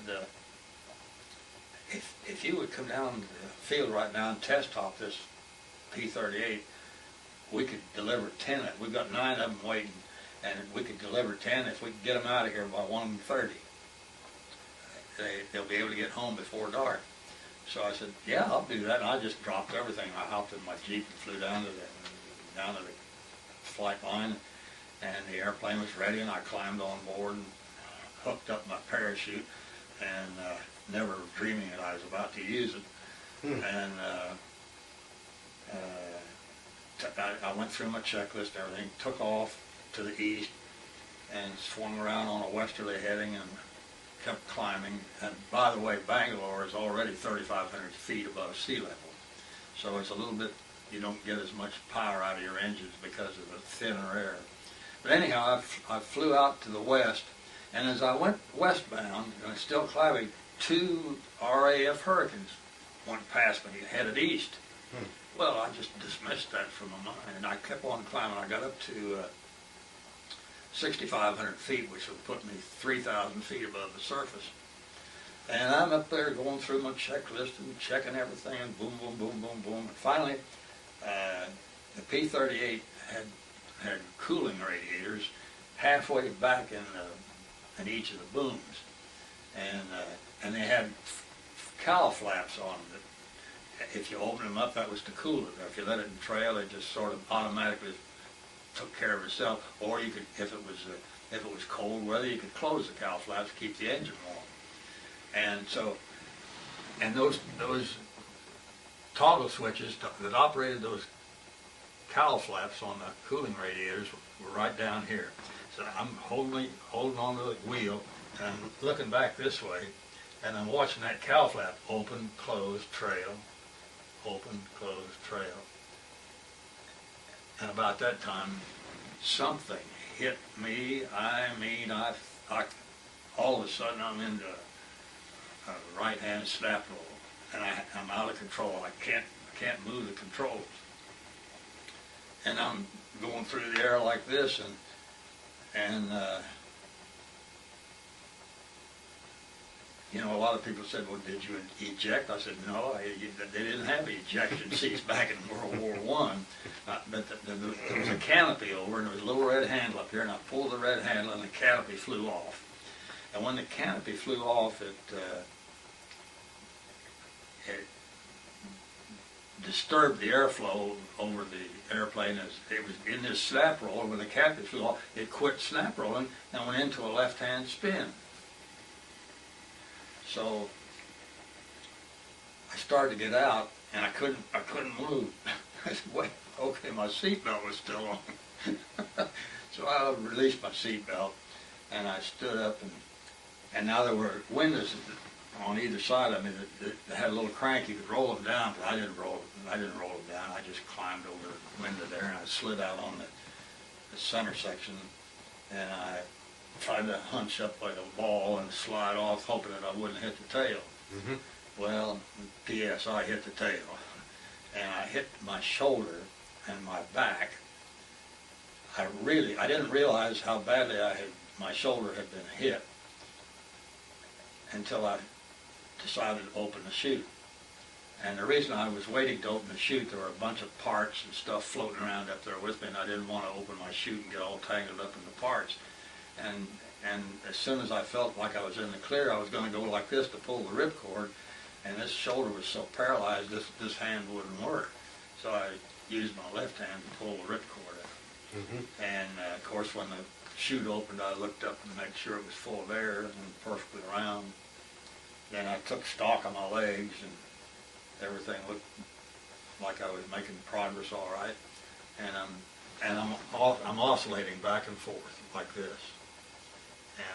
And I looked down, and lo and behold, I'm going to land in a Indian Army parade ground. Were they having a parade? No, but I mean a bunch of this was at noon, and these officers were in the mess hall, and when they heard this collision, they came running out, and they saw me coming down out of the sky, you know, and of course.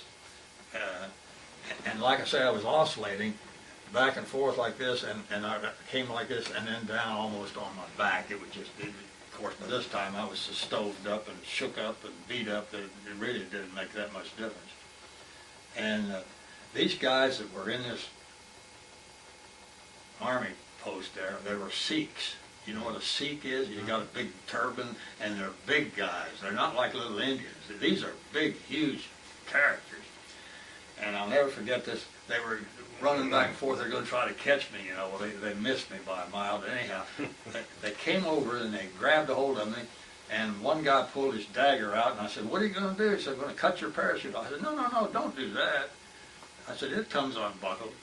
And so, and just then, a British lieutenant showed up. And you'll never believe it. He said, "Here, drink this." I said, "What's that?" He said, "Hot tea." They've got hot tea for every occasion.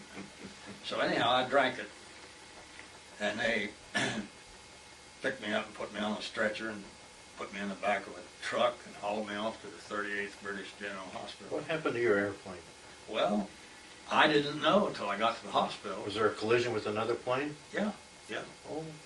When I got to the hospital, people came from all around that didn't know me or anything. I mean, I had people that just almost in a line coming in to look at me and talk to me. Mm-hmm. And every one of them told me the same story. They said, "You were flying eastbound, and this airplane was up here. He was flying eastbound, and then he went into a dive, and he pulled up and plowed right into the right side of your airplane."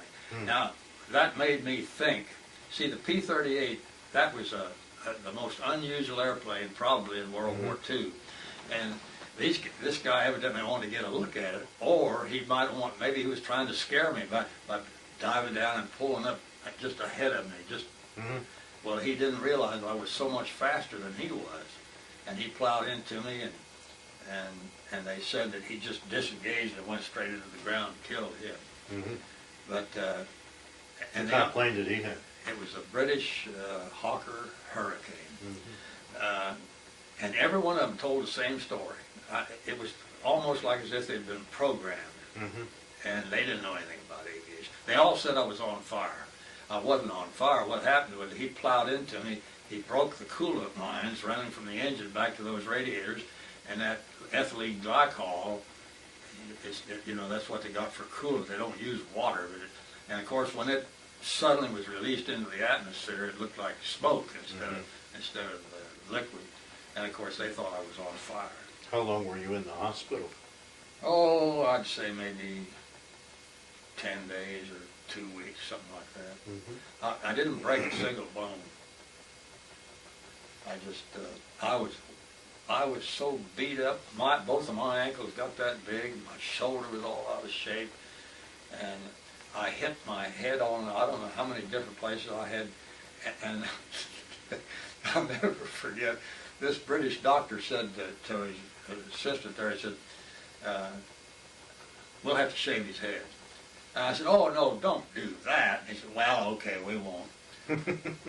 They got me in on that thing, and this happened at noon, and they put me in there and just laid me out on a big flat board and let me lay there until about 5 o'clock. Mm. And I never could figure that out until I read later in the Reader's Digest that when they have a seriously bad accident, and a human body has really gone through some terrible exposure, they like to let you just lay there and let your body Mm-hmm. sort of come to terms with it. And anyhow, they came in and rolled me into the operating room, and they took knives and scissors and just cut my clothes off. And shaved your head. Well, wait a minute. Just listen to this. They didn't let. They thought there was a little cart right next to my right arm, and he says, and this bottle, and there's some liquid in it, and a tube. And he said, "Now I'm going to stick this needle in here, right in your arm, right here, and I'm going to turn this little valve, and I want you to count the drops as they go in." He didn't tell me what it was. Mm-hmm. He turned the thing, and it went drop, drop, and I started to pass out. And the last thing I felt was a razor. Cut my scalping me. Okay. He got his way. He's the doctor. But I mean, they really took care of my ankles. They bound them up, and I had cuts, contusions all over me. They used clamps instead of stitches. They used clamps. Mm-hmm. And So about 10 days you were back on duty, back at duty? well, I was officially back on duty, but I had a bad limp when something hit me right here. I still got a scar right there on the way out, and I couldn't walk straight for about 6 months. You couldn't fly then? No, I couldn't. Like that. No, I couldn't fly, and I just did my regular duties without flying. Mm-hmm.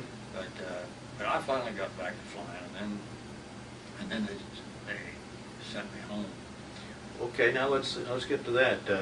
You were there about 2 years or something in that theater, and next you go home. Yeah, they sent me to Patterson Field in Dayton. Okay. Patterson Field in Dayton? That's what it was? Yeah. Okay. Well, So it's Fairfield. Okay.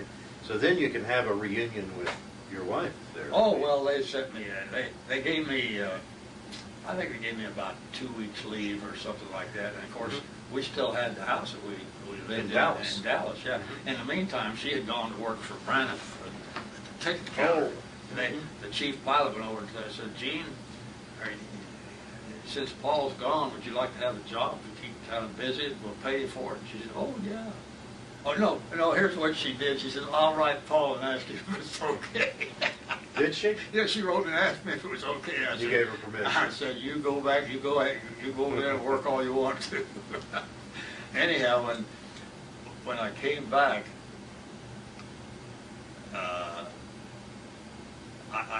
I felt so good to get back to on terra firma here in the United States. I just couldn't get over.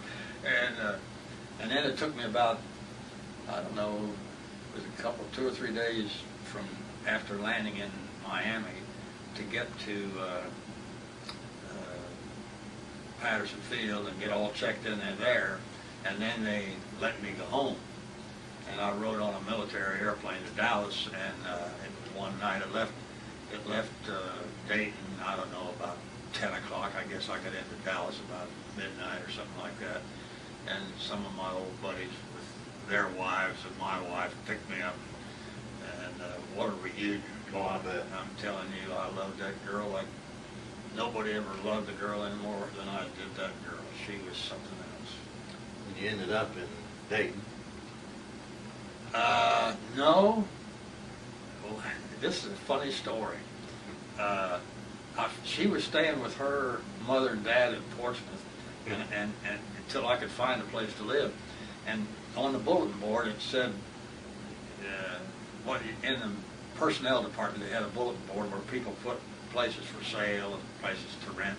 And this one had an apartment in Springfield, and she wanted $350 a month for this. Well, you know, $350 a month in 1945, a ton of money. And I said, I can't afford that, but I'm going to go look at that.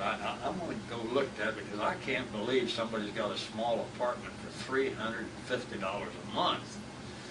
So I've got a military uniform on, and I've got wings on my chest, and I was about 26 or 7 years old, and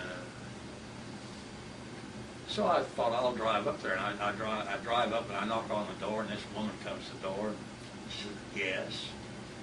And I said, are you the lady that posted an ad on the bulletin board down at Patterson Field for an apartment for rent? She said, yes, I'm the one. She said, would you like to see it? I said, well, yes, I would like to see it, but I want to tell you right off the bat, I can't afford $350. I just thought I'd come out and just ask you if you really had to have $350. She says, come in here. I want you to know that woman had the most gorgeous apartment you ever laid your eyes on. She had everything, including the finest linens, pictures on the wall, beautiful furniture, beautiful drapes and curtains, and just bath, and everything was just perfect. And downstairs it had a laundry with washers and dryers, and even had open sheds like to put your car in. She says, now, you know why I put $350 on that price? And I said, well, I'm beginning to wonder maybe that's not enough. She said, I put that price. That beeped it. Oh, excuse me, I want to shut that off. Hello? Yeah. Hey, listen, let me call you back. I'm being interviewed.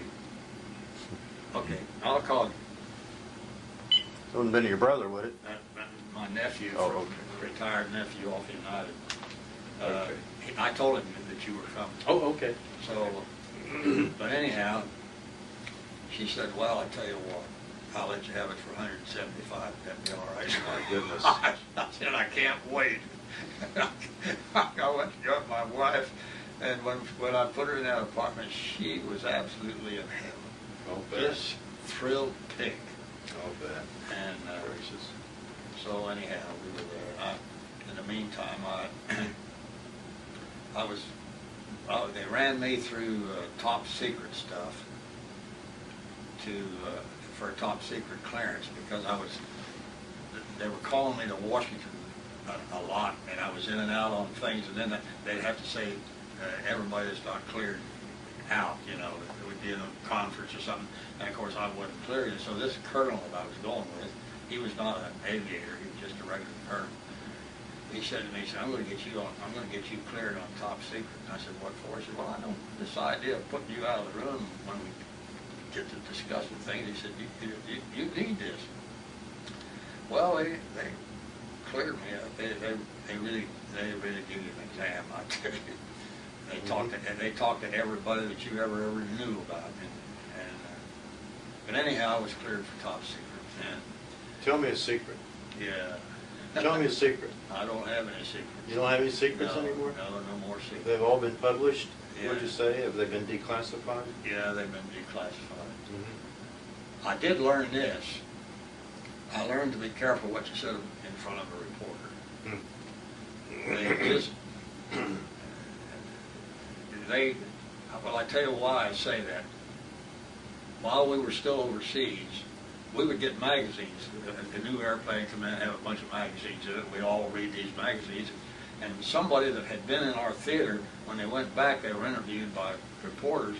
And these reports were just, they were horrible.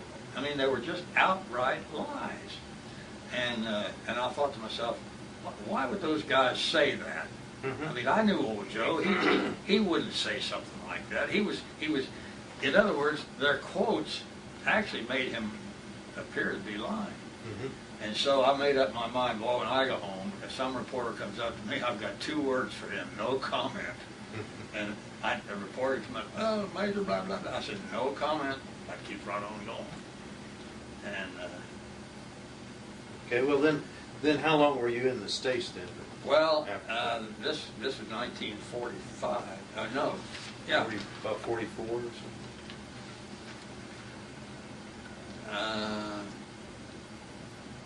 My memory's kind of foggy now, but anyhow, I was assigned to Major General. Oh my God, I thought I'd never forget his name.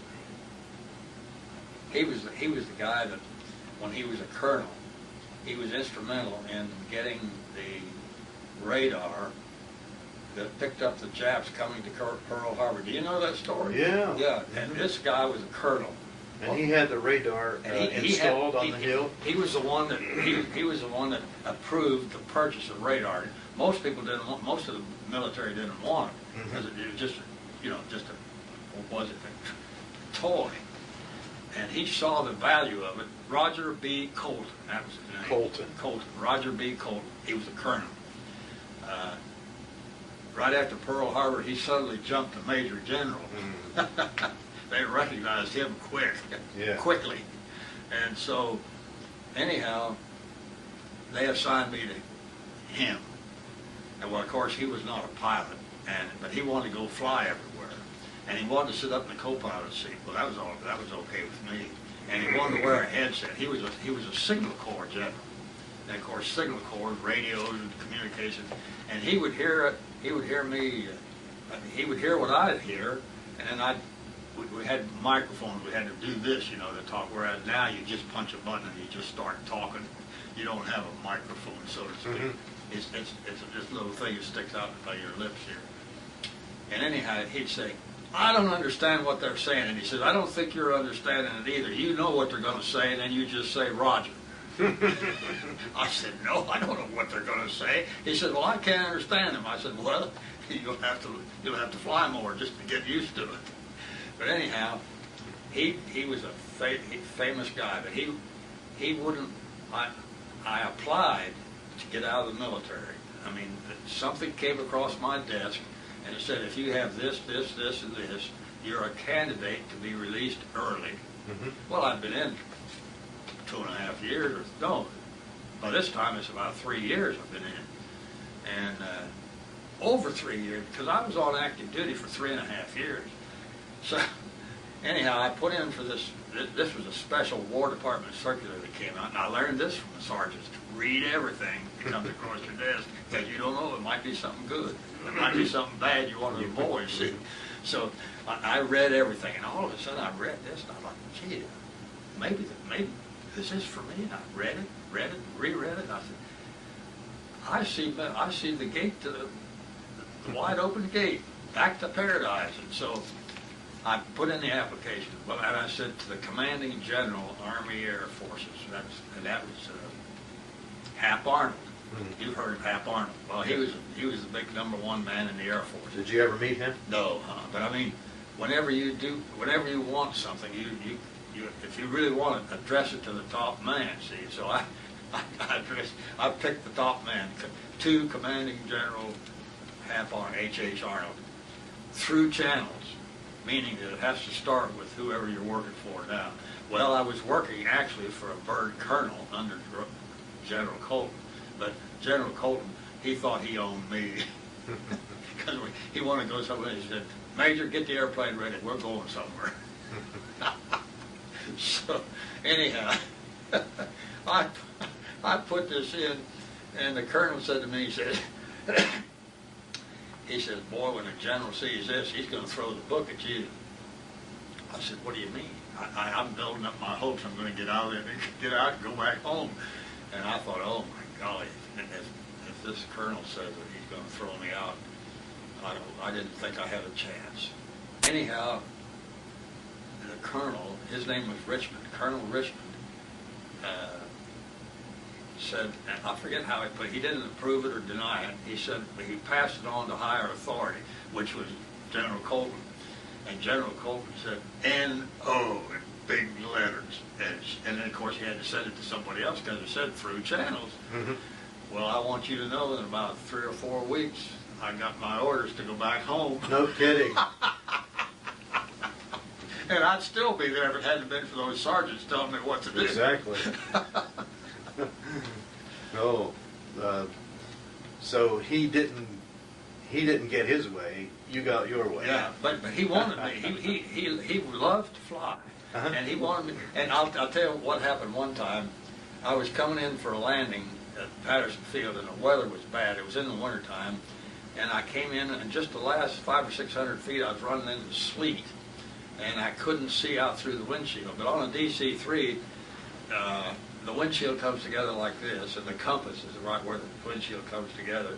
And over on this side, and on the right side too, there was a window about this big, mm-hmm. and had screws on it. And you could loosen it up and slide it forward and look out. I mean, directly into the wind. Kidding. So anyhow, I couldn't see out because this ice got over the windshield. So I real quick opened it, and here's the general. He's sitting over on the right side. He said, "What are you doing?" I said, "I want to see where I'm going to land." And I shoved that window over there. And every once in a while, I'd take a quick look out, and because when you looked out, that stuff would pepper you just like being shot with a shotgun. I mean, at that high speed, 120 miles an hour on approach speed, and they were pretty good size. It wasn't hail. It was just heavy sleet, and boy, man, it was peppering my face. And all of a sudden, one of them hit me in the eye. I want you to know my eye turned as red as any apple you ever saw, and almost instantaneously. And of course, I didn't know it at the time. And I kept blinking my eye, and we went ahead and landed, and I taxied up, parked the airplane, and we got out. When I walked into operations, the operations officer said, "Major Morton, what happened to your eye?" I said, "What do you mean?" He said, "Look at your eye." And I looked in the mirror. I couldn't believe it. And I told him about it. It was asleep. I tell you. When were you discharged? Well, I'm going to say about August of 45. 45? Did you ever end up in Europe? You never ended up? No, I never was in Europe. I've never been to Europe. Okay. I've been to Africa and India and China and all over South America and all over Canada, of course. That's all these places that you went to during the war. Have you ever been back? No. Never been back? No. How about West Palm Beach? Oh, well, I lived in Fort Lauderdale, Okay. And I flew in and out of West Palm Beach a lot. I've owned several airplanes. I've flown all over the United States and Canada with my own airplane. You ever go back to Dallas then? Oh, yeah, I've been back there a lot of times. Go by that little house? It's gone. Is it gone? Oh, yeah, it's gone. Uh-huh. When they enlarged Love Field, they took that all out.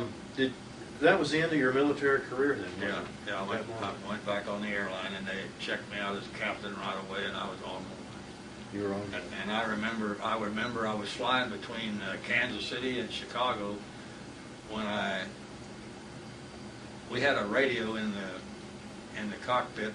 Back in those days, it was called an ADF, meaning automatic direction finder. But it also got you commercial broadcast stations.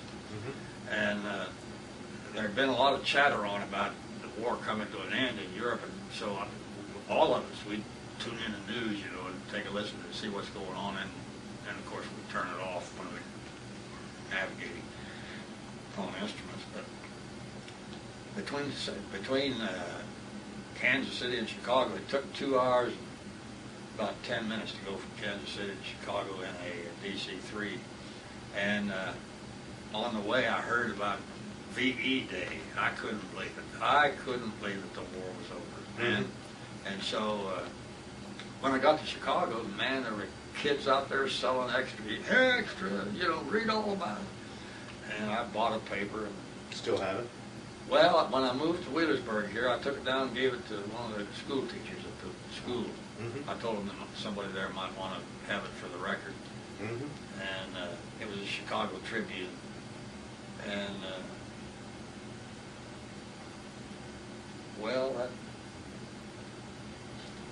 about that time, CAB, that's the Civil Aeronautics Board, awarded Braniff a whole bunch of international routes out of Dallas, Houston, and Miami, across the Gulf, and then from Miami down to Havana, and from Havana to Panama, and from Panama to Guayaquil, Ecuador, from Guayaquil, Ecuador to Lima, Peru. Did you fly those routes? Yeah, well, Well, you lived in Peru. I moved down to Peru. I helped I helped pioneer those routes, and I mean it was like barnstorming.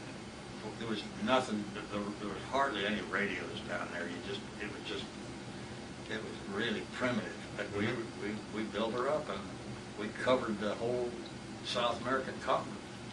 Whatever happened to Braniff? Why did it go out? Well, they brought in a guy. Well, first of all, Tom Braniff was the president of the company, and he was the one that built Braniff Airways up to a point. And he had had some. He was in a pretty high echelon of wealth, you might say. And one of the oil companies had an amphibian airplane that they used from time to time to go duck hunting or deer hunting or whatever. And anyhow, this one of these oil companies invited Mr. Braniff to go on this hunting trip, and they were it was an amphibious airplane, meaning it would operate off the ground or off the water. And when it operated off the water, they retracted the wheels in, of course. And the weather was bad, and they had, I don't know how many of them shot a deer, so they wanted to load the deer on all that back, and they had all their kit and caboodle and everything. And anyhow, the airplane crashed on takeoff and killed Mr. Braniff and killed everybody. And well, that meant that the top management at Braniff was in an upheaval, and so they put the vice president of Braniff in charge of the company, made him president. And he really was a nice guy. His name was Chuck Beard. He was a nice guy, but he had no knowledge of anything aeronautical. As a matter of fact, he was an actor. That was his calling. Mm-hmm. And I don't know how he got into the airline business, but anyhow, he worked up to that point. And when he took over, things, well, they went more or less, but somehow some of the stockholders wanted more emphasis on good management. And they got this young guy from Continental. His name was Harding Lawrence, and he was a real wound-up go-getter. And he put Braniff on the map. First thing he did, he started painting the airplanes, all kinds of different colors. And his motto was this is the end of the plain plane. Mm-hmm. And then he started dressing his stewardesses up in all kinds of fancy get-ups, and and putting the finest cuisine on the airplanes. I mean, when you got fed on Braniff, I mean, you got fed. Mm-hmm. And he made quite a name for himself. And all of a sudden, he's getting routes he got a route to Hawaii. He had some pull in Washington, I guess, I don't know. But anyhow, and he got the New York route. from Dallas to New York, and that meant we competed with American Airlines, and we went to Hawaii before anybody did. And pretty soon he started paying dividends, and then he took over Panagra, and the first thing you know, Braniff was a huge operation, and he built this fabulous office suite, get up over at DFW Airport, and we had a great big building in Dallas named the Braniff Building. I mean, he was making big waves, but he was having trouble at home, and that interfered with his, finally interfered with his life. He divorced his wife, and he had a lot of problems. And he hit a streak of bad luck. The first thing he hit was the price of, if you recall back in the mid-70s, the price of fuel started to go up. And the price of fuel doubled almost overnight on jet fuel. And at that time, interest rates were going to the moon. As a matter of fact, you could buy 90-day T-bills that paid 18%. That's government paper paying 18% in the 80s. And all of this came together, and the first thing you know, his house of cards tumbled down on him, and the board of directors was afraid of it because everything he did turned to gold for a while. And there was nobody had the backbone to say, hey, let's simmer down here a little bit, and he went wild. And every time something would go haywire, he would just he'd hit it. Hello. Okay, honey, I'm being interviewed by this guy. I'll call you. Okay. So I told her about it. I'm interfering a lot with your social life. No, you're all right. So anyhow, he got a golden parachute, and out he went. And then, of course, Braniff went to pot. Well, you retired in '65? Yeah, I was retired. You were gone. Braniff went bankrupt in 1982. Did you get your pension? Did you Well, keep my your pension petered out. Yeah. Yeah. Fortunately, I had been successful in other fields, and I'm making it without. They say it can't happen here. It did. Yeah. It's happening with United. Oh yeah. It's happening with a lot of different outfits. Paul, do you have anything else you'd like to say? I mean, have you kept in contact with any of the people you knew in the service? Well, I'm not trying to be, I don't know what I'm trying to say, but I've outlived them. Oh, okay. Yeah. Old Joe, well, he's gone. Old so-and-so, he's gone. Then last week, this guy goes. I mean, it's, I was the youngest member of my graduating class at high school at age 16. And when that item was in the paper here a couple of weeks ago, I got a call, and I'm sitting here and the phone rings, and I picked it up and she said, Paul, do you remember me? And I said, well, I recognize the voice, but I can't put a name on it. And she said, this is Audrey. I said, Audrey, good gravy, how are you? And she was one of our classmates. And where's she living now? Huh? She lives in Portsmouth. I see her once in a great while. And she said, I just wanted to call you and tell you how much I enjoyed that newspaper article. And I said, well, Audrey, you must have, I said, since I was 16 when I graduated, so I mean, I knew that she's older than I, so I'm 89, I knew she had to be at least 90 or 91. So I said, Audrey, you have to be at least 90. She said, no, I'm 91. I said, well, the reason I say that is because I knew that I was the youngest one in the class, and you had to be older than I, but I didn't know exactly what it was. And I said, you really sound good. She said, well, you sound good too. So, I mean, what's her last name? Her name when she was in school was Audrey Oliver. Oliver. But she was married to a fellow named Warren. He was quite a guy. He was a real nice guy. Do you have anything else you'd like to add? Anything you'd like to say? Sound like we could probably fill up another tape. Well, I'm going to put 47 on here too. Okay. You're also when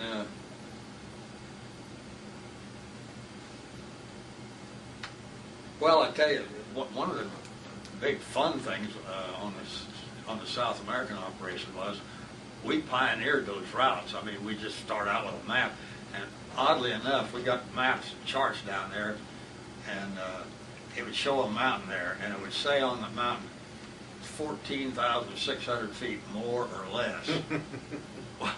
Our charts don't say more or less; they give it to you almost to the inch, and we laughed about that.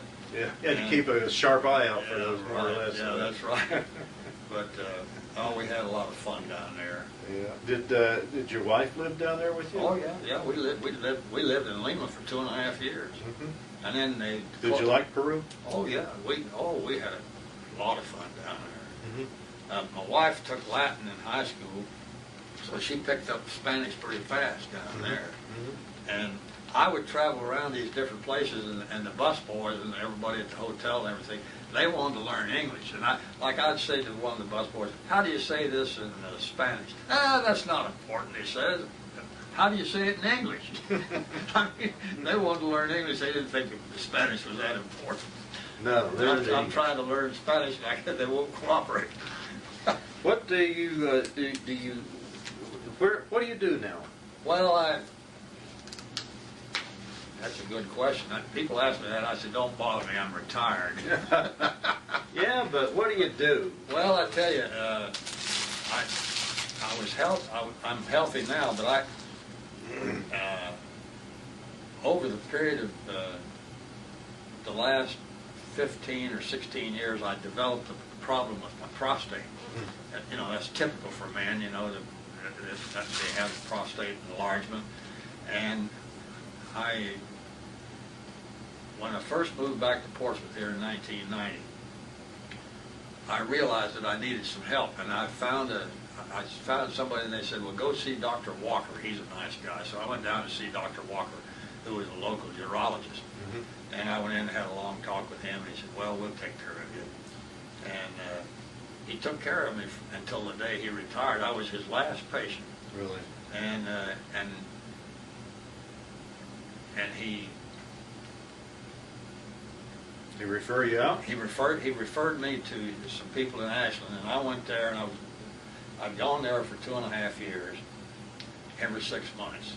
And the guy said, "You're okay, come back for 6 months." And in the meantime, I woke up one morning and I just went like this, "What's that?" I felt like I had a football in there somewhere, you know. So I picked up, I'm a great believer in preventive maintenance. If I see something wrong, I want to fix it right now. So I called my doctor here in town, and I went in that same afternoon. And he said, "Well, Mr. Morton, what can I do for you?" And I said, "I want you to look at my belly." And he pulled my pants down, and he said, "What's wrong with it?" I said, "Well, look at it." He said, "I don't see anything wrong with it." I said, "Well, feel it." He said, "It feels all right to me." I said, "I came in here thinking I might need a CAT scan." He said, "You don't need a CAT scan. You're all right." So I walked out thinking, well, I've done the right thing. And I continued to notice that was there, but it wasn't bothering me. And I thought, well, he gave me a clearance, said everything's all right. The only thing that I could tell, lots of times I wear shoes with shoestrings. And I'd go to bend over to tie my shoes, and I had a sort of a hydraulic block here. I couldn't get down to tie my shoes. So for some reason or other, I was I went to another doctor for another problem, and he said, "Well, while you're here, I'll give you a little physical examination." So he listens to my heart and taps me on the back and everything. He said, "Now lay down on your, straighten out and lay down." And he's going on. He said, "What's this?" I said, "Yeah, that's what I'd like to know. What's this?" And I told him this story. He said, "Boy, there's something wrong, something bad wrong." He said, "Do you have a favorite surgeon?" I said, "Well, I've had some good reports on Dr. Corey. He said, I know Dr. Corey. He's good. And I said, well, call him. Or he said, I'm going to call him. So he calls Dr. Corey. And Dr. Corey said, well, before we go any further, give him a CAT scan and then give me the readout and we'll go from there. So they scheduled me for a CAT scan here in Portsmouth. And before I could get out of that machine, this doctor came up to me and said, Mr. Morton, you've got the biggest prostate I ever saw. And he said, it's pushing up against your bladder, and your bladder is pushing up against your kidneys, and your kidneys are pushing up against your adrenal glands. And he said, I don't see how you can stand it. And he said, I'm going to make arrangements for you to be catheterized right now. And I said, no, I've got a urologist in Ashland. So I was talking to another medical friend of mine, and I told him this story, and he said, look, I said, do you know a good surgeon for this type of thing? And he said, yep. And I said, well, he's in the same outfit where I am now. There are 3 doctors in there. But they have a rule that they won't let you transfer from one doctor to another within the organization. But he said, you've been going to that guy for 2.5 years, and he's every 6 months, and he didn't discover that. And I said, that's right. He said, boy, you've got them over a barrel. They'll take care of you. They'll go out of their way to take care of you. So anyhow, I went over there, and I had my CAT scan with me. And I went up to the girl and I said, I'd like to have I've heard that Dr. Lefebvre is the best man in this area for this type of thing, and I'd like to have him. And I want him to order a catheter in me. I said, I'm carrying around a lot of excess water. And she says, have I seen you in here before? I said, well, yeah. And she said, oh, you've been going to Dr. So-and-so. And I said, yeah. He said, well, you can't transfer to Dr. Lefebvre. I said, lady, you didn't hear me, did you? She said, what do you mean? I said, I told you I want Dr. Lefebvre. And I want him now, and I don't want any argument. And pretty soon she said, let me, just a minute. So she goes back, and I saw this other doctor walking by, the one that had been working on me, and he didn't see me. And anyhow, they walked back. Pretty soon she came out and says, you can have Dr. Lefebvre. So anyhow, when he heard that that he had a guy out there 88 years old that needed a surgery, he said, I don't know whether I want to do this or not. So anyhow, he comes out and when he interviewed me, he says, no problem. He said, first, you don't look like you're 88. Secondly, he says, you got the right attitude. And third, you don't have an ounce of fat on you. He said, we're going to take good care of you. And he got out a piece of paper and he drew out what all he was going to do and how he was going to do it. And he said, this is what the results are going to be, and you're going to be a new man when it's all over. Is that right? And that's exactly what happened. It took a year. It took a year. And Dr. Lefebvre. And well, yeah, but I mean, and you know, he came to see me every day, twice a day. And on the 3rd day, he came in and he said, Mr. Morton, I got good news for you. I said, yeah, what's that? He said, well, all of the pathological stuff has been done, and there's not a trace of cancer in you.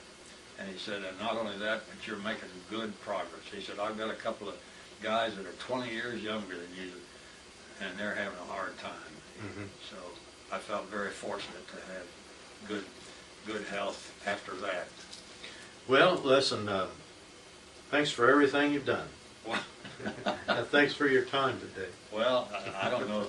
This is not. I don't know how this could be all that interesting to. Well, I mean, compared with many people, you've led a very, very interesting life. A widely traveled life. Well, Many cultures, yeah. many experiences. Yeah. Most people don't fly, yeah. And certainly, and well, I tell you, it's been a lot of fun. Somebody told me that they enjoyed reading that story. I said, I enjoyed living it. Do you hang out? I mean, well, I go out to the airport once in a while, and I fly from time to time. Do you? I keep my pilot's license.